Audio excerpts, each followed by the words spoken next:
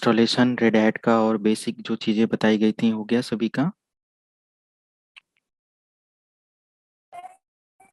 Yes sir, हो गया है। Installation done. हम्म,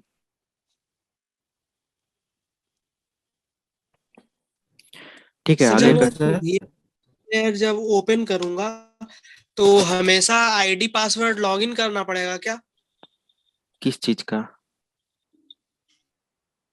जब VMware जब सॉफ्टवेयर ओपन करूंगा तो फिर वहां पे आईडी यूजर मांगती है, तो हाँ वो हमेशा मांगेगा ही उसको ना। ओपन करना है उससे।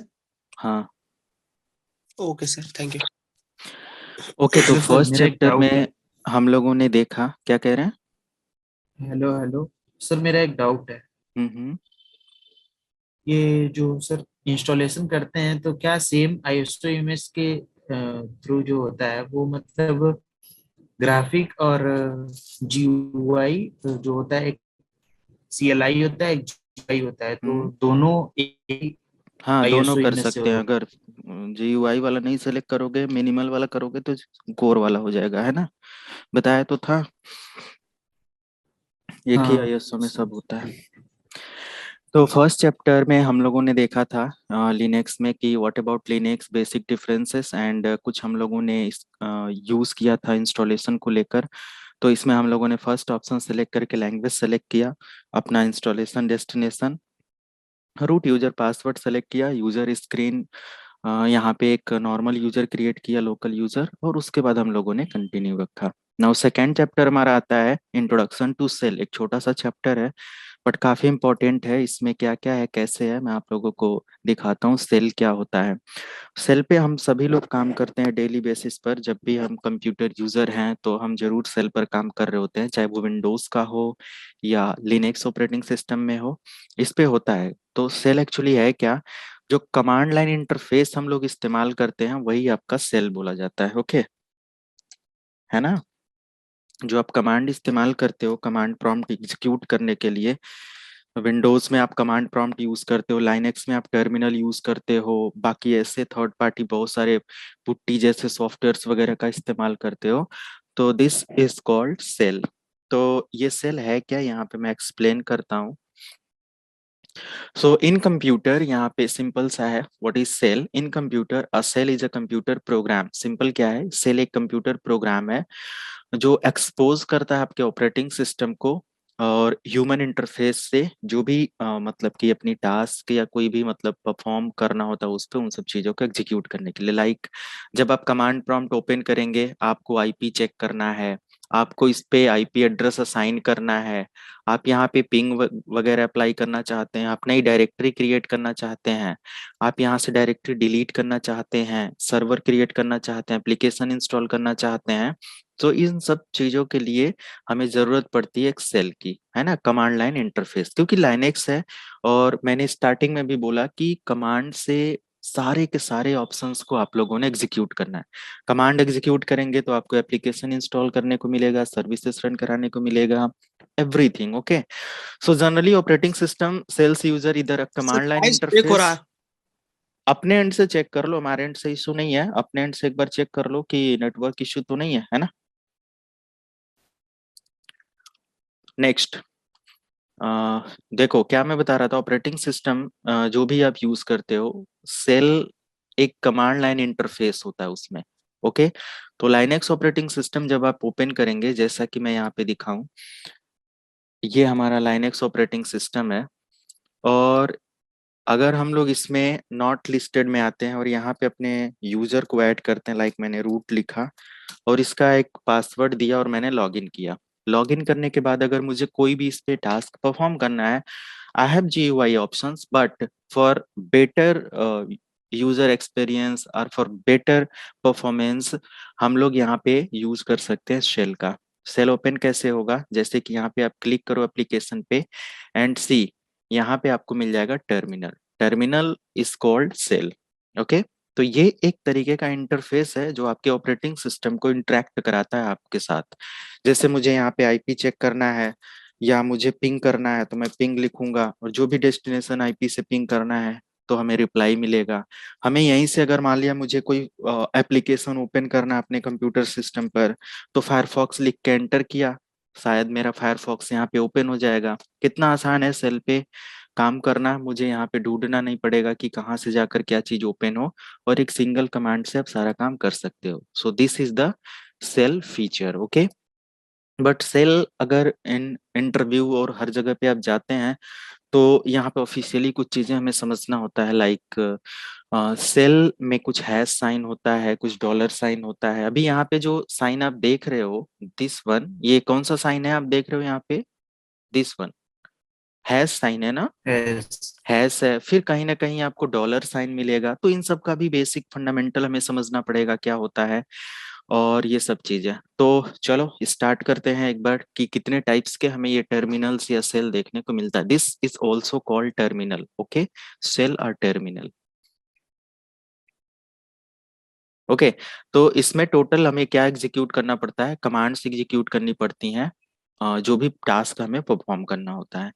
सो नीचे आइए, ओवरव्यू ऑफ अ टर्मिनल। सो पहला यहाँ पे हमें मिल जाता है कि टर्मिनल मतलब, टर्मिनल क्या है? Terminal is a text input point.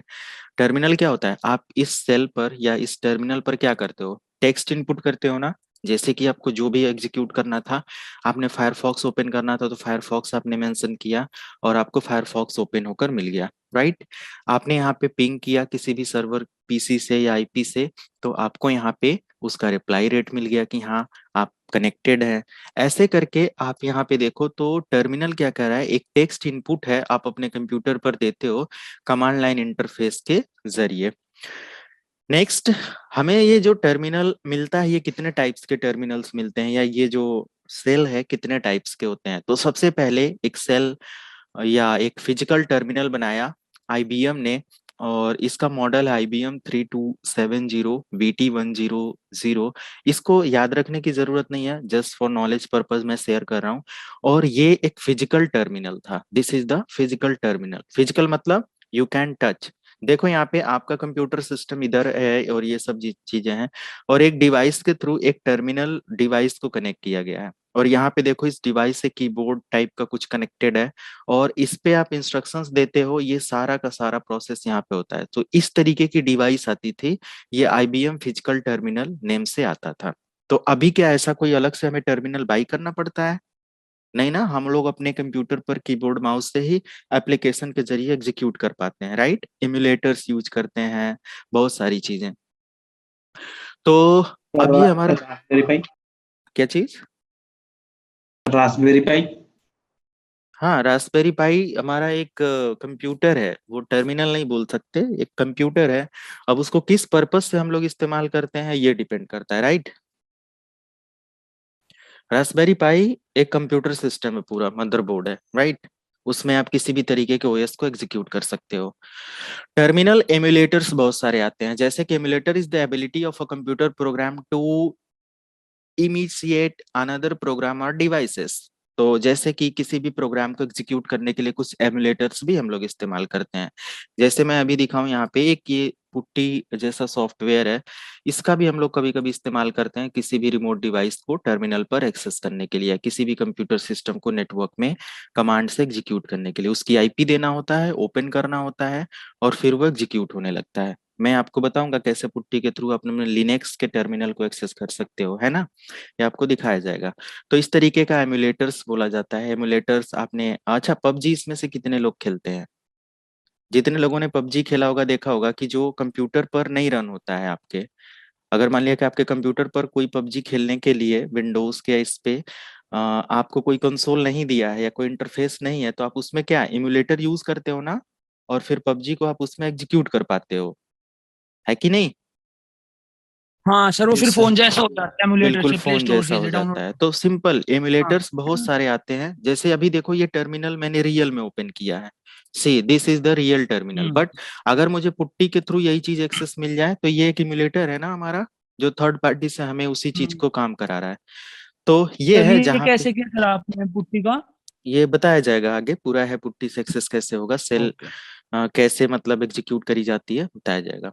तो कमांड्स या कमांड इंटरफेस भी हमें इसी चीज को बोलता है, ये भी एक टाइप है टर्मिनल का या सेल का। और ये कमांड किस विंडोज ऑपरेटिंग सिस्टम में, अगर मैं बोलूँ तो विंडोज 7, 8, 10, 11 जो भी है, इसमें काफी पॉपुलर माइक्रोसॉफ्ट का कमांड प्रॉम्प्ट रहा है। यानी कि जिस ओएस पे मैं काम कर रहा हूँ, अगर मैं यहाँ पे CMD लिखकर एंटर करता हूँ तो मुझे यहाँ पे कमांड प्रॉम्प्ट खुलकर आ जाता है इस तरीके से। तो ये देख रहे हो, ये भी हमारा एक क्या है, टर्मिनल है। आप यहाँ पे जो भी इनपुट देते हो, जैसे अगर मैं यहाँ पे लिख दूं विनवर एंटर, काम करेगा ये? बिल्कुल, देखो यहाँ पे हमारा कौन सा विंडोज का वर्जन है, ये आ गया।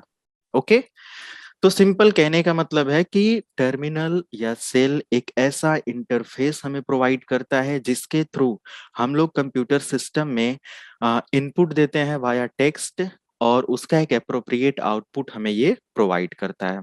Okay, PowerShell also working as PowerShell also is a terminal or cell. Okay, तो ये भी बोल सकते हैं। पार्सेल भी आपके सिस्टम पर होता है, मैं विंडोज में ओपन करके दिखाऊं तो लिखना पड़ेगा। अभी तो इंटीग्रेट करके आने लगा है ना पार्सेल, अलग से इंस्टॉल नहीं करना पड़ता है। जैसे कि ये मेरे विंडोज 10 में देखो पार्सेल ओपन हो गया, तो सेम टर्मिनल की तरह ओपन हो रहा है, राइट?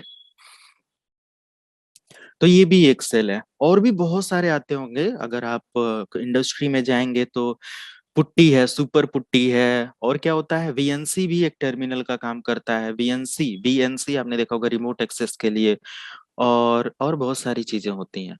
तो जो लाइनेक्स का टर्मिनल है या सेल है वो इस तरीके से ओपन होगा जब भी आप टर्मिनल की डिटेल्स में आएंगे। जैसे कि मैं यहाँ पे आपको दिखाऊं, दिस इज द टर्मिनल, और अबाउट सेक्शन में अगर आप यहाँ पे आते हो, now you can see this is the details about your terminal. Like genome terminal इसका वर्जन है, और ये टर्मिनल एक इम्यूलेटर का काम कर रहा है आपके डेस्कटॉप इन्वायरमेंट के लिए। और इसका जो कॉपीराइट है, ये किन किन लोगों ने इसके अंदर मॉडिफिकेशन किया, किन किन लोगों ने इस पे काम किया, ये सब उनकी डिटेल्स आ रही, कब से कब तक का कॉपीराइट किस पर्सन या किस ओनर के लिए था, राइट? किस आ, मतलब डेवलपर के लिए था, यहाँ पे सब है। इसीलिए कहा जाता है Linux is an open source, you can modify, okay, and reprogram the applications या कंसोल या कर्नल्स। आप जो भी जिस लेवल पर आपको डेवलपमेंट आता है उन सब चीजों को आप यहाँ पे कर सकते हैं। Now let's see about credit details. This is the credit details created by these all peoples. इन सब लोगों को क्रेडिट जाता है, क्योंकि जिन्होंने बनाया क्रेडिट उन्हीं को जाएगा। एंड नेक्स्ट लाइसेंस, लाइसेंस जो है इसके बारे में आप पढ़ सकते हैं, टर्म्स कंडीशन क्या है। तो ये जो एक public license published by free software foundation है ना, एक तरीके का ये फ्री है, वर्जन 3 यहाँ पे इस्तेमाल किया जा रहा है।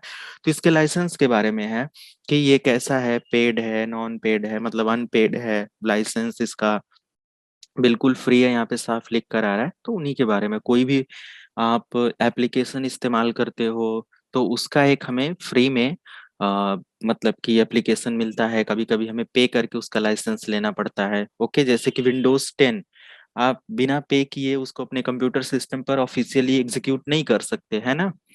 तो ये सब चीजें होती है, तो उसको बोलते हैं लाइसेंस। और जैसा कि आप लाइसेंस के लिए बाई कर लेते हैं किसी एप्लीकेशन को, उसका एक की मिल जाता है और फिर आप उसको इस्तेमाल कर पाते हो।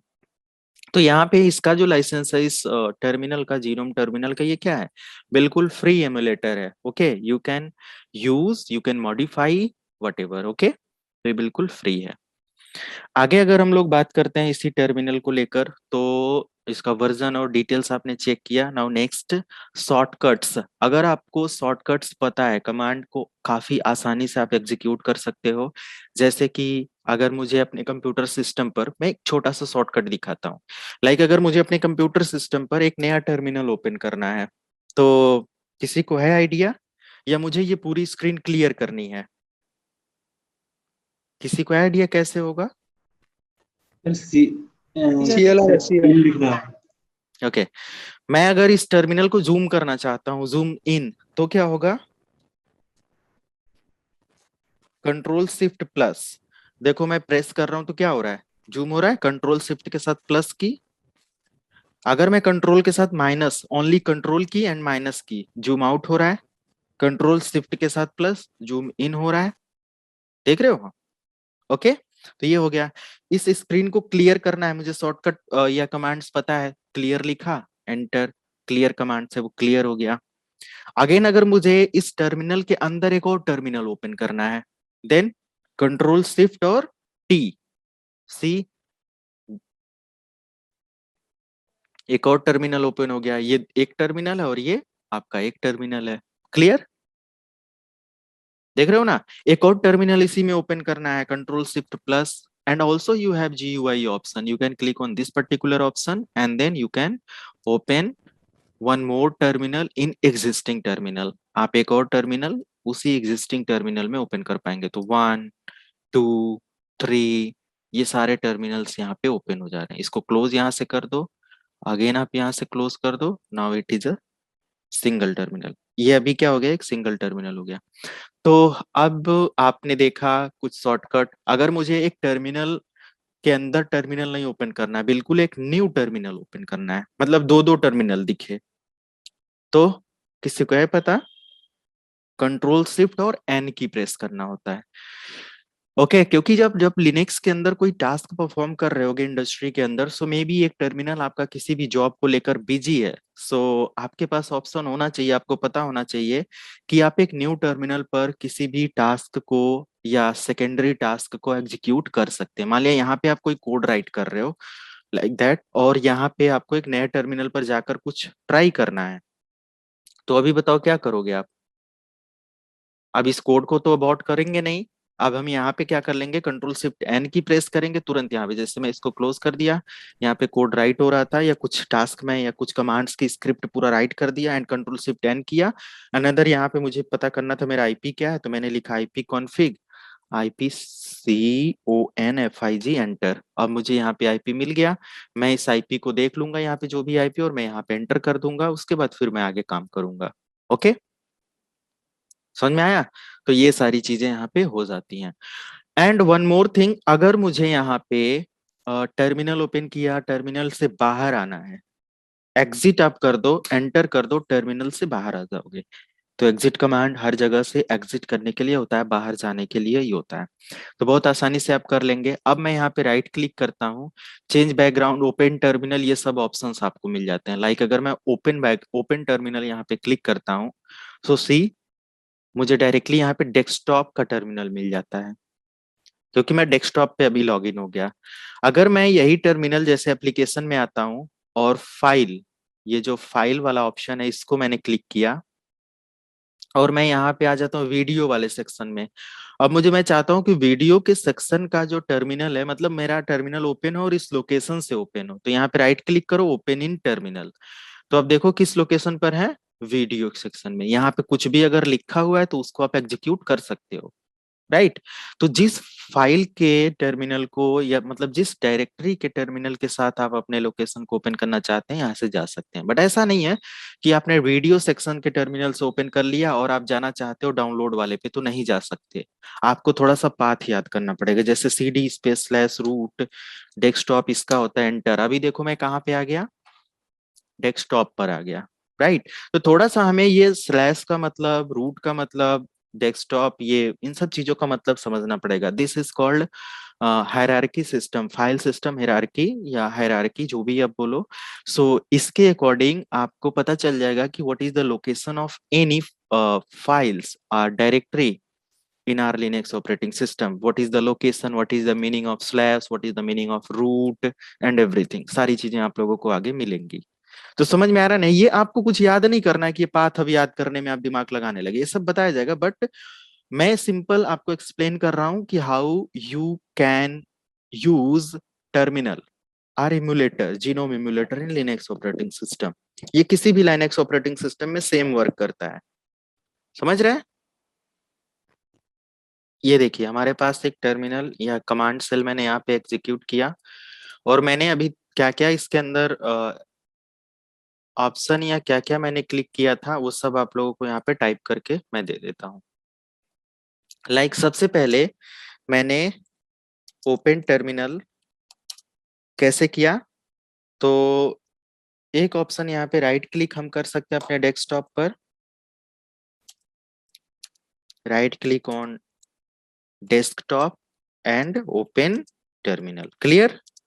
पहला ऑप्शन यही था कि हम डेस्कटॉप पर क्या करते हैं, अपना टर्मिनल ओपन कर लेते हैं।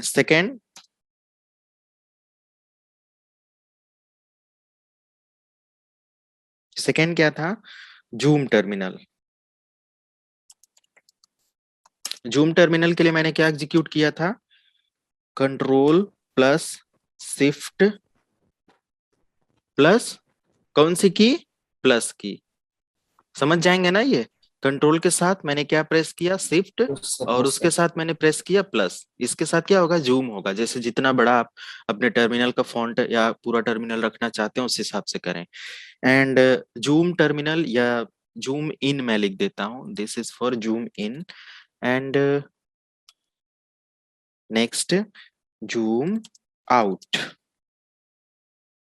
क्या था? Control plus minus. Plus control CTR, control plus minus. Control के साथ ये प्लस की का कोई मतलब नहीं है। प्लस मतलब मैं कंट्रोल के साथ वो ऐड कर रहा हूँ, राइट? प्लस मत दबाने लगना। ओके? शिफ्ट नहीं सर। नहीं, इसमें शिफ्ट नहीं होगा, राइट? मुझे open terminal in an existing terminal. एक टर्मिनल के अंदर मुझे, मतलब एक टर्मिनल के बगल में टर्मिनल, टर्मिनल से ढेर सारा मैंने ओपन किया था ना। कैसे ओपन किया था?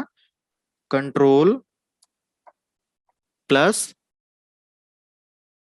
Shift plus T। ओके? मुझे एक नया टर्मिनल ओपन करना था। Open a new terminal from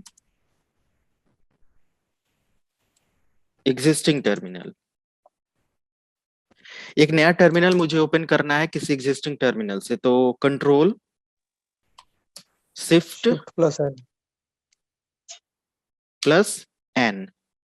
ये कुछ बेसिक डिटेल्स है। इन सब चीजों के साथ आप पूरा का पूरा अपना प्रोसेस परफॉर्म कर सकते हैं, एग्जीक्यूट कर सकते हैं, राइट?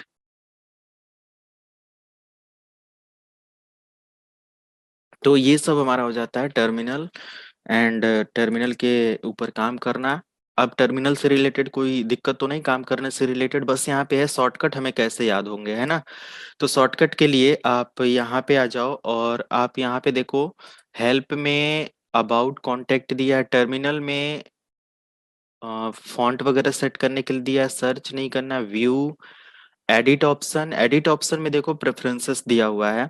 ये भी एक टर्मिनल से ही, मतलब आपके इमुलेटर से ही काम है। प्रेफरेंसेस में आने पर, जैसे कि जब भी आपका एक नया टर्मिनल ओपन हो तो उसका फॉन्ट कौन सा हो, नहीं अपना बेस्ड फॉन्ट आप सेलेक्ट करना चाहते हो तो आप देखो यहाँ पे कस्टम फॉन्ट वगैरह सेलेक्ट कर सकते हो। जैसे कि अभी मोनो स्पेस रेगुलर है, फॉन्ट 12 मतलब साइज पर है, 12 साइज पर है। अगर इसको चेंज करना है तो आप यहाँ से क्लिक करें। देखो अभी यहाँ पे जो भी आप करोगे चेंजेस दिखेगा। प्लस यहाँ पे 12 है तो इसको यहाँ से प्लस प्लस प्लस करके जितना भी जूम करना चाहते हैं तो बाय डिफॉल्ट इतना ही हो जाएगा जितना आप यहाँ पे सेट कर देंगे। तो जो डिफॉल्ट है वही बेस्ट होता है। बाकी आप लैंग्वेज वगैरह कोई और यहाँ से ऐड करना चाहते हैं तो वो भी आप ऐड कर सकते हो, तो ये आ जाएगा। कभी कभी आपने देखा होगा किसी किसी का टर्मिनल बिल्कुल मतलब कि बैकग्राउंड में हैकर टाइप का टर्मिनल दिखता है, ग्रीन एंड ब्लैक ऐसे कुछ, है ना? तो कलर्स में आप आएंगे और आप यहाँ पे देखो क्या दिया हुआ है, ग्रीन ऑन ब्लैक, ऐसे कर देंगे तो इस तरीके से कुछ आपका हो जाएगा। लेकिन अगर बेस्ट प्रोग्रामिंग और कोडिंग तरीके का को काम करना है तो आप जो डिफॉल्ट कलर है ना, यूज बाय सिस्टम, वही रहने दें। क्योंकि आगे जब आप कोडिंग करते हैं या कुछ काम करते हैं तो बहुत सारी फाइल, उसका एक्सटेंशन आपको कलर वाइज यहाँ पे डिस्प्ले करता है ना? जैसे फाइल है तो व्हाइट होगा या ब्लू होगा, या डायरेक्टरी है तो कुछ और होगा, समझ रहे हैं ना? तो आपको पता चलेगा कि एग्जैक्टली कोड का मतलब क्या है। तो ये सब चीजें जैसे एडवांस यूजर के लिए काफी हेल्पफुल होती हैं डिफॉल्ट टर्मिनल पर। बाकी जब अगर आप कस्टम कलर कर देते हैं तो फिर आपका पूरा सिस्टम चेंज हो जाता है। पता चले फाइल का वो रेड दिखाने लगा या कुछ और, तो फिर समझ नहीं आएगा कि ये क्या है, कैसे है। समझ रहे हैं ना? तो ये सब चीजें हो जाती हैं। तो as per your colour requirement आप यहाँ पे सेलेक्ट कर सकते हैं, but best for by default, मतलब बेस्ट फॉर यूजर जो भी हमें कलर मिलता है वो बाय डिफॉल्ट मिलता है। स्क्रॉलिंग क्या है, कैसे है, कमांड्स, कॉम्पैटिबिलिटी। कॉम्पैटिबिलिटी में आपको जो नहीं होता है कि टेक्स्ट टेक्स्ट का कोड कि कौन से ASCII, ये मतलब एक तरीके का टेक्स्ट कोड है, आप इसको बदलना चाहते हैं जो कुछ भी है, तो इन सब चीजों में ये मतलब कि बाय डिफॉल्ट सेट है UTF-8, और ये सब ऐसे ही रहने देंगे, नहीं तो नहीं होता है कि इस कोड का मतलब समझना पड़ेगा, और ये एक लैंग्वेज होती है ना। जब आप नोटपैड पर टाइप करते हो तो भी आपको एक लैंग्वेज समझना पड़ता है। जैसे अगर मैं यहाँ पे लिखूं Windows नोटपैड, विंडोज में भी, तो आप कहेंगे कि विंडोज में तो कोई ऐसा नोटपैड पे मैंने देखा नहीं कुछ, बट यहाँ पे देखो UTF-8 बाय डिफॉल्ट जो टेक्स्ट और इन सब चीजों का मतलब कि कोड होता है, या जो इनका लिखने का वो सब प्रोसेस है, ये सब इसी पर है, UTF-8, है ना। तो ये सब चीजें होती हैं। ऐसे ही हमारे लाइनेक्स के अंदर भी UTF-8 यूनिकोड, इनकोड मतलब जो भी आप टाइप करते हो उसका जो इनकोडिंग होता है वो इसी UTF-8 फॉन्ट सेट पर या स्किल पर होता है। तो ये सिंपल है, इसमें कोई चेंजेस नहीं करना है, कमांड्स और इन सब चीजों में कोई चेंज नहीं। कलर्स टेक्स्ट में आप अपने नीड के अकॉर्डिंग चेंजेस कर सकते हैं और इस पे काम कर सकते हैं। तो ये भी हमें एक डिटेल्स मिल जाती है रिगार्डिंग टर्मिनल और ये सब। अब अगर हम यहाँ पे नेक्स्ट करते हैं, like third number chapter kernel and user spaces में, तो कर्नल एंड यूजर स्पेसेस, अब यहाँ पे समझना कि जो टर्मिनल आपने इतना एग्जीक्यूट किया, ये काम किया, उससे रिलेटेड आपको और क्या क्या एडिशनल चीजें टर्मिनल के साथ करने को मिलता है। सो कर्नल इन लिनक्स, अभी कर्नल क्या होता है पहले तो इसको समझे। कर्नल क्या होता है, what is kernel in Linux?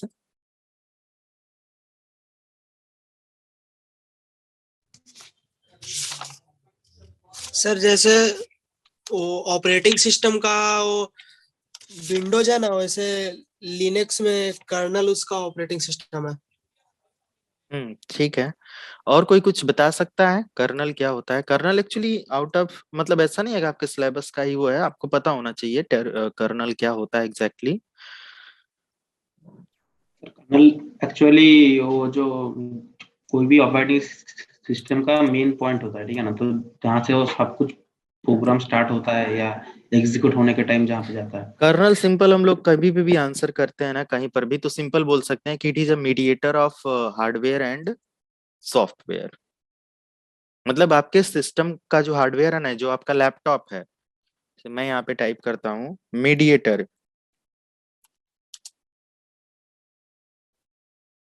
Hardware and OS। आपके हार्डवेयर और OS का ये क्या है, मीडिएटर है। जैसे कि अगर आपने किसी भी तरीके का, जैसे मैंने यहाँ पे एक सिस्टम लिया और इस सिस्टम पर आपने एक OS इंस्टॉल करना है, दिस इज द मशीन। आपने HP का एक कंप्यूटर बाय किया, इस कंप्यूटर पर आपके क्या क्या लगे होंगे, बहुत सारे हार्डवेयर लगे होंगे, है कि नहीं? जैसे कंपोनेंट्स के नाम बताओ। रैम लगा होगा, रोम लगा होगा, स्टोरेज के लिए हार्ड डिस्क वगैरह लगा होगा, प्रोसेसर। SMPS होगा, तो SMPS तो हाँ नहीं, हम यहाँ पे करेंगे हाँ CPU, बिल्कुल प्रोसेसर। CPU और प्रोसेसर। नॉर्थ ब्रिज, The ये graphics south card. Bridge, graphic card, ये बहुत सारे कंपोनेंट्स लगे होते हैं, कार्ड्स। और बहुत सारे आपके आईसीज लगी होती है इंटीग्रेटेड सर्किट बोर्ड के लिए, है ना, छोटी छोटी आईसीज। वाईफाई कार्ड, ये भी होता है। कैमरा, NIC कार्ड, वही वाईफाई कार्ड या NIC कार्ड, RNIC। मतलब ये आप समझ गए होंगे, these are the hardware components. और इन सभी हार्डवेयर कंपोनेंट्स को एग्जीक्यूट करने के लिए, ये जितने भी हार्डवेयर कंपोनेंट्स हैं, हमें जरूरत पड़ती है किसकी? ऑपरेटिंग सिस्टम की। अगर आपके सिस्टम पर OS नहीं है, without operating system, is there any possibility to use RAM, CPU, storage, processor, anything? No. So इन दोनों को एग्जीक्यूट, मतलब इन दोनों को आपस में जो ऐड कराता है या आपस में जो मतलब कि इंटरफेस कराता है, वो कौन है यहाँ पे? Kernel, according to Linux. Linux operating system में ये काम कर्नल का होता है। तो लाइनेक्स ऑपरेटिंग सिस्टम जब आप ऑन करते हो ना, पावर ऑन करते हो, तो आपने देखा होगा कि बहुत सारा ऐसे टेक्स्ट लिखकर स्क्रीन पर आता है ना? जब आप ऑन करते हैं तो आपने देखा होगा ना, मैं यहाँ पे दिखाऊं, लिखकर एंटर किया, अभी सब क्लियर हो जाएगा। आप देखो, इमेजेस में आ जाते हैं। सिंपल, हर जगह यही लिखा होगा कि कर्नल सिस्टम हार्डवेयर और इन सब चीजों को क्या करता है, एग्जीक्यूट करता है। इसका तो कोई ऐसा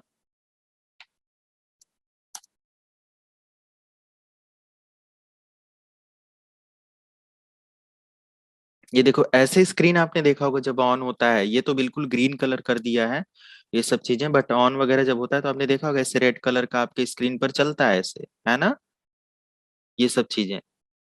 फिर आपका सिस्टम बूट होते समय ये सब, तो ये कर्नल प्रोसेस है जो कि आपके सिस्टम जो भी होते हैं उनको एग्जीक्यूट करता है, आपके हार्डवेयर सॉफ्टवेयर के बीच में मीडिएटर का काम करा रहा है। जितने भी एप्लीकेशंस होते हैं कर्नल के थ्रू ही आपके सीपीयू, मेमोरी, डिवाइसेस सब एग्जीक्यूट होते हैं। तो कर्नल क्या होता है, मीडिएटर है। Okay, without kernel you can not open your या or access your hardware infrastructure. Okay, ये सब चीजें हैं, सिंपल नॉट लिस्टेड में आते हैं। रूट यूजर से दोबारा मैं लॉगिन कर लेता हूँ। तो ये हमारा कर्नल हो गया। तो इंटरव्यू एग्जाम में कहीं पे भी आप जाते हो, अगर पूछा जाता है what is kernel, so kernel is a mediator of hardware and operating system. Okay, तो ये हमारा हो जाता है। तो इसके आगे हार्डवेयर में जितने भी कंपोनेंट्स होते हैं इन सबको वो एग्जीक्यूट कराने का काम कर रहा होता है। फिर अगर ऑफिशियली इसका यहाँ पे देखोगे तो बहुत सारे ऑप्शंस मिल जाएंगे। In an operating system with a layered architecture the kernel is the lowest level, has complete control of the hardware and is always in memory. In some system it is a single block of memory.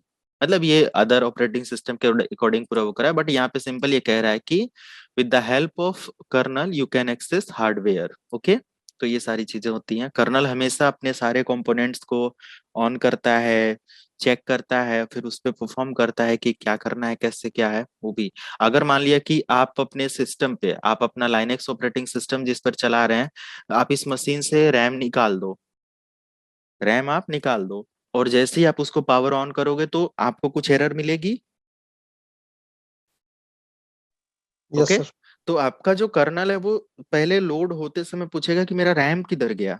Okay, तो वो एक तरीके का क्या होगा, answer करेगा कि हाँ, मतलब फिजिकल मेमोरी डंप एरर या कुछ ऐसे आ जाएगा, मतलब कि ये आपका एरर है। ओके, तो इसको इस प्रोसेस को एक और नेम से, मतलब हम लोग, मतलब इस प्रोसेस को एज ए पोस्ट प्रोसेस भी बोल सकते हैं। इसको, इसका मतलब क्या होता है, power on self test. Power on self test ये वर्क कब करता है,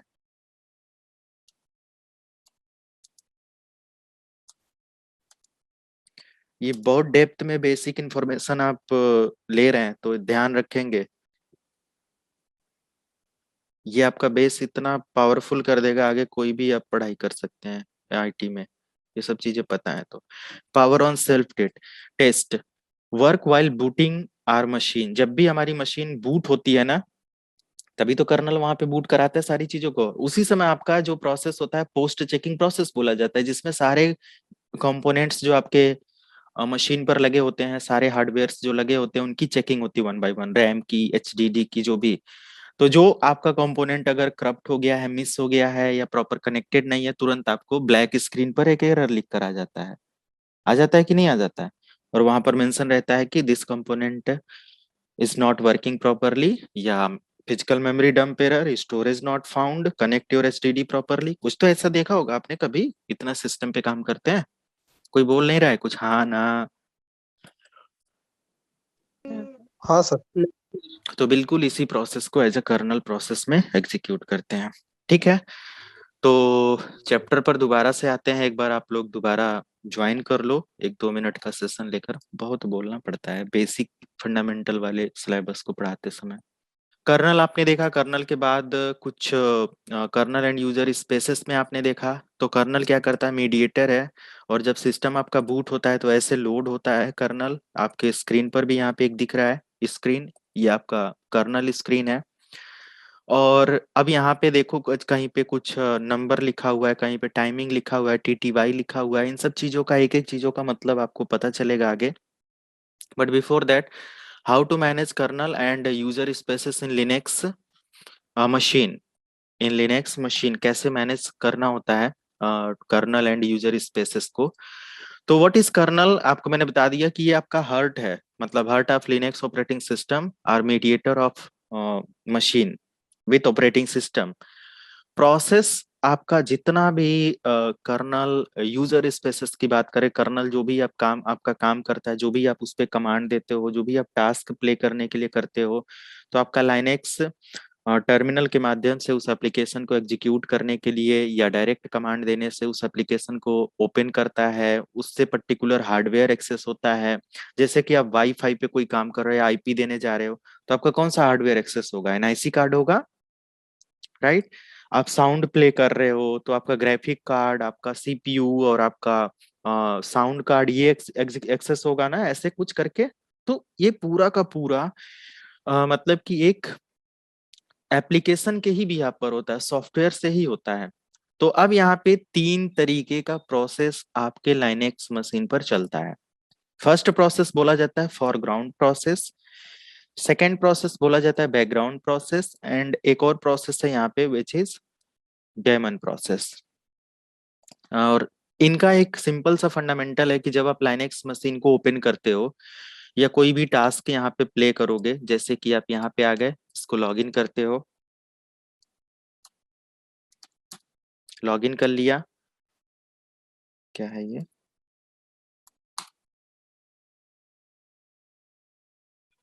ये मैंने स्क्रीन छोटा कर लिया बस।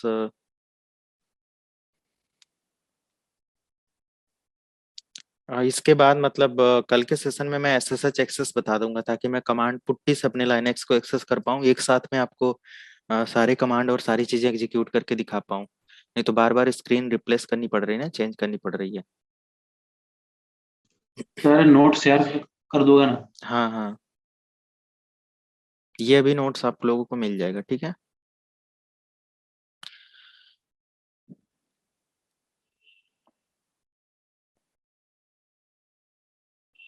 तो यहाँ पे 3 प्रोसेस जो मैंने बताया, फॉरग्राउंड प्रोसेस, बैकग्राउंड प्रोसेस और डेमन प्रोसेस। तीनों प्रोसेस को यहाँ पे समझते हैं। फॉरग्राउंड प्रोसेस क्या है, बैकग्राउंड प्रोसेस क्या है और डेमन प्रोसेस क्या है। फॉरग्राउंड प्रोसेस मतलब ऐसा प्रोसेस जिसका इनपुट आप टर्मिनल पर देते हो और वहीं पे आपको आउटपुट मिल जाता है। फॉरग्राउंड मतलब सामने, है ना, जो दिख रहा हो। कुछ ऐसा भी प्रोसेस होता है हमारे लिनक्स मशीन पर जो कि बैकग्राउंड प्रोसेस होता है, आपने कमांड दिया और बैकग्राउंड में वो काम कर रहा है, no output on the terminal. मतलब आपने टर्मिनल पर कोई टास्क दिया, कोई काम दिया, जैसे मैं यहाँ पे आया, टर्मिनल को ओपन किया और मैंने यहाँ पे लिखा मैंने लिखा पिंग और 127001। सो अभी बताओ ये कौन सा प्रोसेस होगा? Foreground. Foreground foreground process, process. ठीक है। अगर मैं कंट्रोल शिफ्ट एन यहाँ पे प्रेस करता हूँ और मैं लिखता हूँ FG एंटर, तो कुछ हमें मिला यहाँ पे? नहीं मिला ना। नहीं। PS मैं लिखकर नहीं। एंटर करता हूँ तो यहाँ पे कुछ मिला? नहीं मिला, क्योंकि एक फॉरग्राउंड प्रोसेस यहाँ पे हमारा चल रहा है। अभी देखिएगा कंट्रोल के साथ मैंने यहाँ पे क्या बोला जाता है, कंट्रोल सी, कंट्रोल सी। जब मैंने कंट्रोल सी किया इसको अबॉर्ट करने के लिए, कंट्रोल सी कर देने से अभी क्या यहाँ पे लिख कर आ रहा है, PS लिखने पर कुछ आया नहीं, FG लिखने पर कुछ आया नहीं आया। ओके, दोबारा से मैं पिंग यहाँ पे करता हूँ, सेम वही प्रोसेस, और मैंने कंट्रोल Z कर दिया। अब ये सर्विस क्या हो गई, स्टॉप लिख कर आया। जब मैंने कंट्रोल C किया तो पूरी तरीके से वो बंद हो गया, लेकिन जब मैंने कंट्रोल Z किया तो हमारी सर्विस यहाँ पे स्टॉप्ड। कौन सी सर्विस? पिंग की सर्विस। अब यहाँ पे मैं लिखता हूँ FG एंटर, कुछ लिख कर आया नहीं। PS लिखने पर कुछ लिख कर आया नहीं। अगर मैं यहाँ पे BG लिखता हूँ, कुछ भी नहीं आया। अभी समझना यहाँ पे प्रोसेस का पूरा मतलब, FG फॉरग्राउंड प्रोसेस को चेक करने के लिए, BG बैकग्राउंड प्रोसेस को चेक करने के लिए, और डेमन प्रोसेस सिस्टम CTL अलग होता है, वो मैं बताऊंगा। बट FG BG का मतलब चेक कराते हैं यहाँ पे। तो बैकग्राउंड प्रोसेस फॉरग्राउंड प्रोसेस हम लोग अभी यहाँ पे कोई रिजल्ट नहीं देख पाए। अब चलो यहाँ पे सबसे पहले पीएस कुछ कमांड आप लोगों को जो मैंने अभी एग्जीक्यूट किया एफजीबीजी का, उसका मतलब समझा देते हैं। जब आप पीएस लिखते हो तो प्रोसेस चेकिंग का ऑप्शन यहाँ पे आपको मिलता है, मतलब कि कितने प्रोसेस आपके बैकग्राउंड फॉरग्राउंड या कहीं पर भी रन हो रहे हैं वो आपको मिल जाएगा। जैसे मैं यहाँ पे आया और मैंने यहाँ पे लिख दिया पीएस सेंटर। हमारे सिस्टम पर एक बैश बैश सेल, मतलब जो ये सेल चल रही है इसका प्रोसेस है, और एक पीएस जो मैंने पीएस खुद एग्जीक्यूट किया, ये दो प्रोसेस चल रहा है और कुछ हमारे सिस्टम पर ओपन नहीं है। ओके, अगर मैं यहाँ पे लिख देता हूँ, समझना, फायरफॉक्स और एंटर। अब हमने एक प्रोसेस और ओपन किया तो हमें एक और डेटा यहाँ मिलना चाहिए, है कि नहीं? तो ठीक है, मैं यहाँ पे लिखता हूँ पीएस और एंटर। अभी कुछ मिला यहाँ पे? नहीं ना। एफ जी लिखा तो भी नहीं मिला और बीजी लिखा तो भी नहीं मिला। तो आगे यहाँ पे देखो, top check current running process. अगर हमें यहाँ पे बैकग्राउंड और फोरग्राउंड की कोई सर्विस नहीं मिल रही है, रनिंग कोई सर्विस मिल रही है, तो इसको हम लोग चेक कर सकते हैं टॉप कमांड से। टॉप कमांड से आपका फायरफॉक्स या जितने भी ओपन एप्लीकेशंस होंगे उनका कंप्लीट डिटेल मिलेगा। इसको एंटर करेंगे आप टॉप लिखकर तो बहुत सारा डेटा यहाँ पे मिलेगा, पीआईडी यूजर। ये अभी इसको समझना नहीं है, ये बस देखना है आपको कि टॉप लिखने से सारा का सारा रनिंग प्रोसेस आपको मिल जाता है। So top command is use to check all running process. Firefox मैंने ओपन किया, मैं देखता हूँ फायरफॉक्स यहाँ पे कहाँ पे है। कहीं दिख रहा है? इधर देखो आप, यहाँ पे ये है। ये कहाँ गया? ये है ना। इसको कंट्रोल सी कर दो, अबॉर्ट कर दो और देखो यहाँ पे फायरफॉक्स का प्रोसेस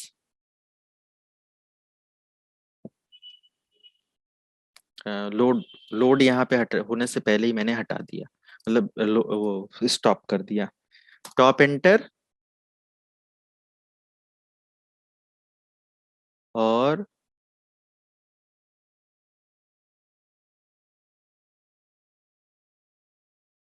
कहीं है लिखकर फायरफॉक्स?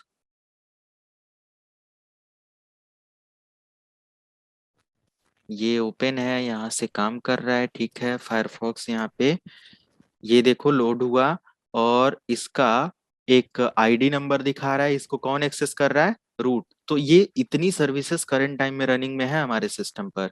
ओके, देख रहे हो आप? So these are the running services. तो ये टॉप कमांड से चेक करंट रनिंग प्रोसेस या सर्विसेज। तो पीएस कमांड से क्या चेक करते हैं आप?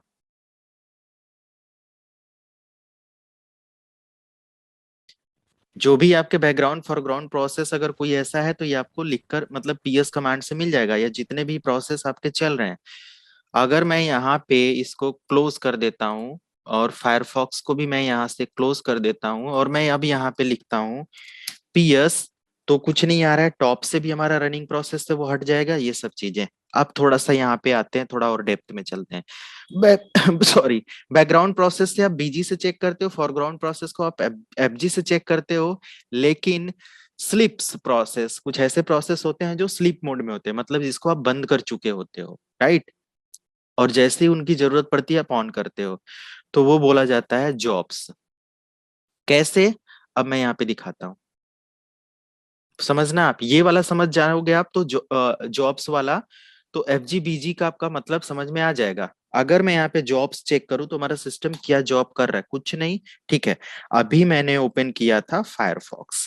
फायरफॉक्स जब ओपन किया और मैंने एंटर किया तो आपने देखा कि ओपन हो गया और फायरफॉक्स का पीएस के अंदर कोई डेटा नहीं है। कंट्रोल शिफ्ट एन से मैं नया टर्मिनल ओपन करता हूँ, जरूरत पड़ गई नए टर्मिनल की। पीएस कोई डेटा नहीं है, बट जॉब्स एंटर कुछ है यहाँ पे? नहीं है ना, जॉब्स में मतलब कुछ नहीं है। अगर मैं यहाँ पे एफजी चेक करता हूँ, सभी का मतलब चेक समझ जाना। FG foreground process, BG background process. कह रहा है no such job, no such job, कोई ऐसी जॉब नहीं है। इवन देन जॉब्स लिखने पर सारी जॉब आ जानी चाहिए, कुछ भी नहीं है। तो अब देखो मैं कंट्रोल ये वाली जो प्रोसेस है इसको मैं क्लोज कर दिया, क्लोज कर दिया। और अब यहाँ पे फायरफॉक्स लिखकर मैं एंड लगा देता हूँ। ये एक एंड की से क्या होता है कि आपका टर्मिनल पर तुरंत आउटपुट नहीं होता है। जैसे कि अगर आप फायरफॉक्स लिखकर एंटर करते हो, देखना आप फायरफॉक्स लिखकर सिंपल एंटर कर दिया, और अब यहाँ पे आप क्या कोई दूसरी कमांड एग्जीक्यूट कर पाओगे? यहाँ पे देखो, क्योंकि ये रनिंग में है अभी, राइट? ये रनिंग प्रोसेस है, और ये रनिंग प्रोसेस कैसे पता चलेगा? टॉप कमांड से, अभी बताया ना। तो सर ये फिर ये बैकग्राउंड में रन कर रहा है ना? हाँ, अब ये मतलब बैकग्राउंड में चला गया हाँ या नहीं है, ये अभी बाद में हाँ। बताते हैं। अभी आपको क्या अच्छा ओके ओके। कि ये रनिंग प्रोसेस है, देख रहे हो ना, हाँ रनिंग प्रोसेस है, यहाँ पे ओपन है। आप दूसरा प्रोसेस यहाँ पे ओपन नहीं है, चला सकते या नहीं ओपन कर पा रहे हो। एग्जीक्यूट नहीं, हाँ नहीं हो पाएगा। हाँ लेकिन एंड कमांड एग्जीक्यूट कर देना, जैसे मैं इसको कंट्रोल सी करूंगा तो देखना आप, जैसे ये बॉट करूंगा, ये जो हाँ। फायरफॉक्स है ना यहाँ पे, ये नीचे आप देखना यहाँ पे कंट्रोल सी क्या हुआ, अबॉट हो गया। अबाउट हो गया हाँ। ठीक है, अब देखो यहाँ पे मैं लिखता हूँ सेम कमांड फायरफॉक्स, बस मैंने एंड लगा दिया और एंटर किया। अब देखो इसका एक आईडी नंबर हमें मिल गया, आईडी नंबर मिल गया 3985। अब यहाँ पे कुछ दिखा रहा है? नहीं कुछ नहीं। अब नई कमांड आप चलाओ, जो भी चलाना है कि नहीं, ls चला दो, जो भी हाँ हाँ हाँ। एग्जीक्यूट करना है। ओके, अब ओके यहीं सर। पे fg bg का मतलब समझो। अब मैंने fg लिखा, कुछ मिला हमें? हाँ फायरफॉक्स, फायरफॉक्स हमारा बैकग्राउंड में चलने लगा था, बैकग्राउंड क्योंकि में चल रहा हम है हाँ। फोरग्राउंड पे दूसरा टास्क परफॉर्म कर पा रहे थे, और मैंने जैसे ही fg लिखा वो सर्विस बैकग्राउंड से फोरग्राउंड में आ गई। अब मैं फिर यहाँ फोरग्राउंड पे में आ दूसरी गई। कमांड नहीं चला सकता। क्लियर? तो सर फिर से इसको अबॉर्ट करना पड़ेगा? हाँ, अगर आपको दूसरा कमांड चलाना है तो फिर से बंद करिए, कंट्रोल से, देखिए बंद हो गया। एक बार फिर बंद से हो गया। मैंने यहाँ पे लिखा फायरफॉक्स एंड लगाया, एंटर कर दिया। अब ये स्लीप प्रोसेस है या कौन सा प्रोसेस है?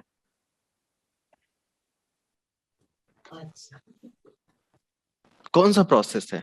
Jobs enter. अब ये क्या बता रहा है? Firefox is a running process.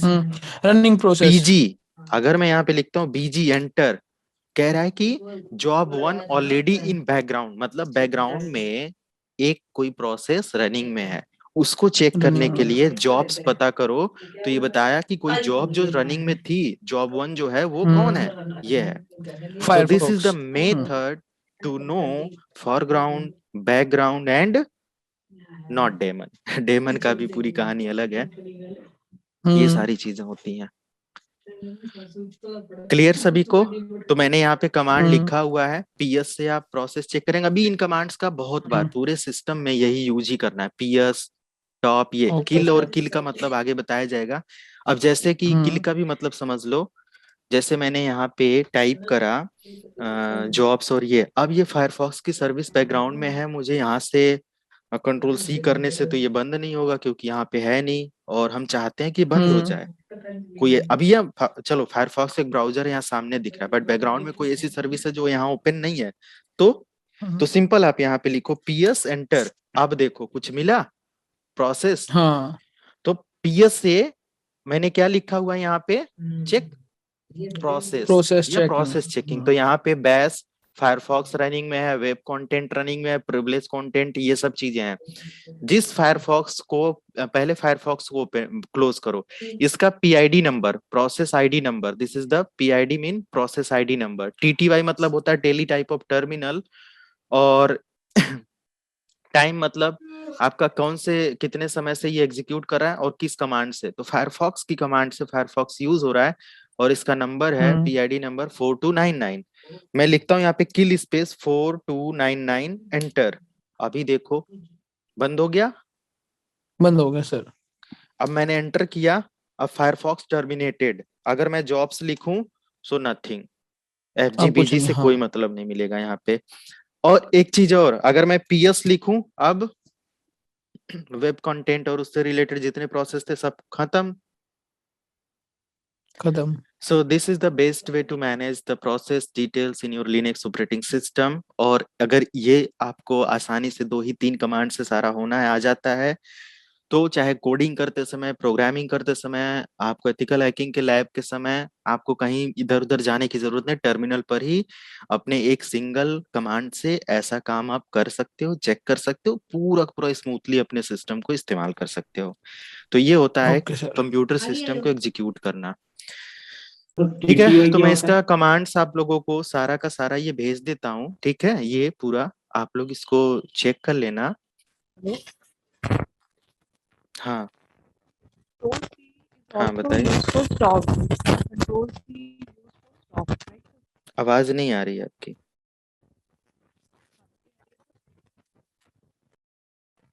अभी आ रही है सर? हाँ, क्या कह रहे हो आप? आवाज आ रही है सर? हम्म। कंट्रोल सी आपने यूज किया उसको स्टॉप करने के लिए, हाँ तो किल इज आल्सो लाइक उसको मतलब हाँ, स्टॉप और जैसे मतलब उसको बिल्कुल कोई फिनिश कर टर्मिनल देना। पे कुछ काम चल रहा है और उसको वहीं पे आपको अबॉर्ट कर देना है, तो कंट्रोल सी कर देंगे। ठीक है। ठीक है। और और लेकिन किल करने से तब क्या किल होता में है कि अगर बैकग्राउंड में कोई पीआईडी नंबर चल रहा है या प्रोसेस चल रहा है और उसकी आईडी आपको पीएस से पता चल जाती है, तो उसका पीआईडी नंबर उठाओ और किल लिख के उस पीआईडी नंबर की एंट्री करो और वो प्रोसेस आपका एंड हो जाएगा। जैसे नहीं हो विंडोज में यही चीज कैसे करते हो आप, यहाँ पे राइट क्लिक टास्क मैनेजर में जाकर किल करते हो, है कि नहीं? टास्क कर देते हैं या फिर कुछ आप भी। यहाँ पे ये करते हो ना विंडोज में, जैसे लिखा आपने टास्क एमजी या टास्क मैनेजर आया, अब मेरा यहाँ पे VMware चल रहा है, माइक्रोसॉफ्ट में यही तो है, अब VMware चल रहा है, मैंने इसको एंड कर दिया, देखो बंद हो गया। बट विंडोज में भी किल कमांड से कर सकते हैं, टास्क किल कमांड विंडोज में होता है। यूज किया मैंने टास्क किल कमांड हाँ, को, टास्क किल कोई कमांड भी होता है। सर्विस को हमारे पास ये सेंटोस मशीन है। अभी हमने सेंटोस में हमें लगता है कि इंडस्ट्री लेवल पर सिर्फ और सिर्फ इंस्टॉलेशन और टास्क मैनेजर का थोड़ा सा हम लोगों ने कल कमांड के बारे में पढ़ा, बाकी कुछ नहीं अभी इसमें वो है, बाकी बेसिक इंट्रोडक्शन चलाना और ये सब सीख रहे हैं। सो फ्रॉम टुडे जो भी हमारा टॉपिक है काफी एडवांस लेवल पर जा रहा है। तो सबसे पहले 4th नंबर चैप्टर है orientation of the graphical user interface. Okay, graphical user interface में बहुत ही इंटरेस्टिंग टॉपिक है और इसमें ना ही आप लोगों को कुछ नोट करना है ना ही कुछ ऑटोमेटिक याद हो जाएगा। जैसे how to shut down, reboot, lock, how to change IP address, application कहाँ से चेक करना है, डिस्क इसमें कहाँ से ग्राफिकली मैनेज होता है, सब कुछ ग्राफिक से आप करेंगे यहाँ पे, है ना। अकाउंट वगैरह भी बनाएंगे, कंट्रोल पैनल की सेटिंग देखेंगे, जिसमें आप 50% चीजें देख चुके हैं। तो चलो 4th नंबर चैप्टर अगर आपका है ये, तो हम लोग देख लेते हैं एक बार कि क्या क्या इसमें कैसे करना है। हमारे पास ये सेंटोस है।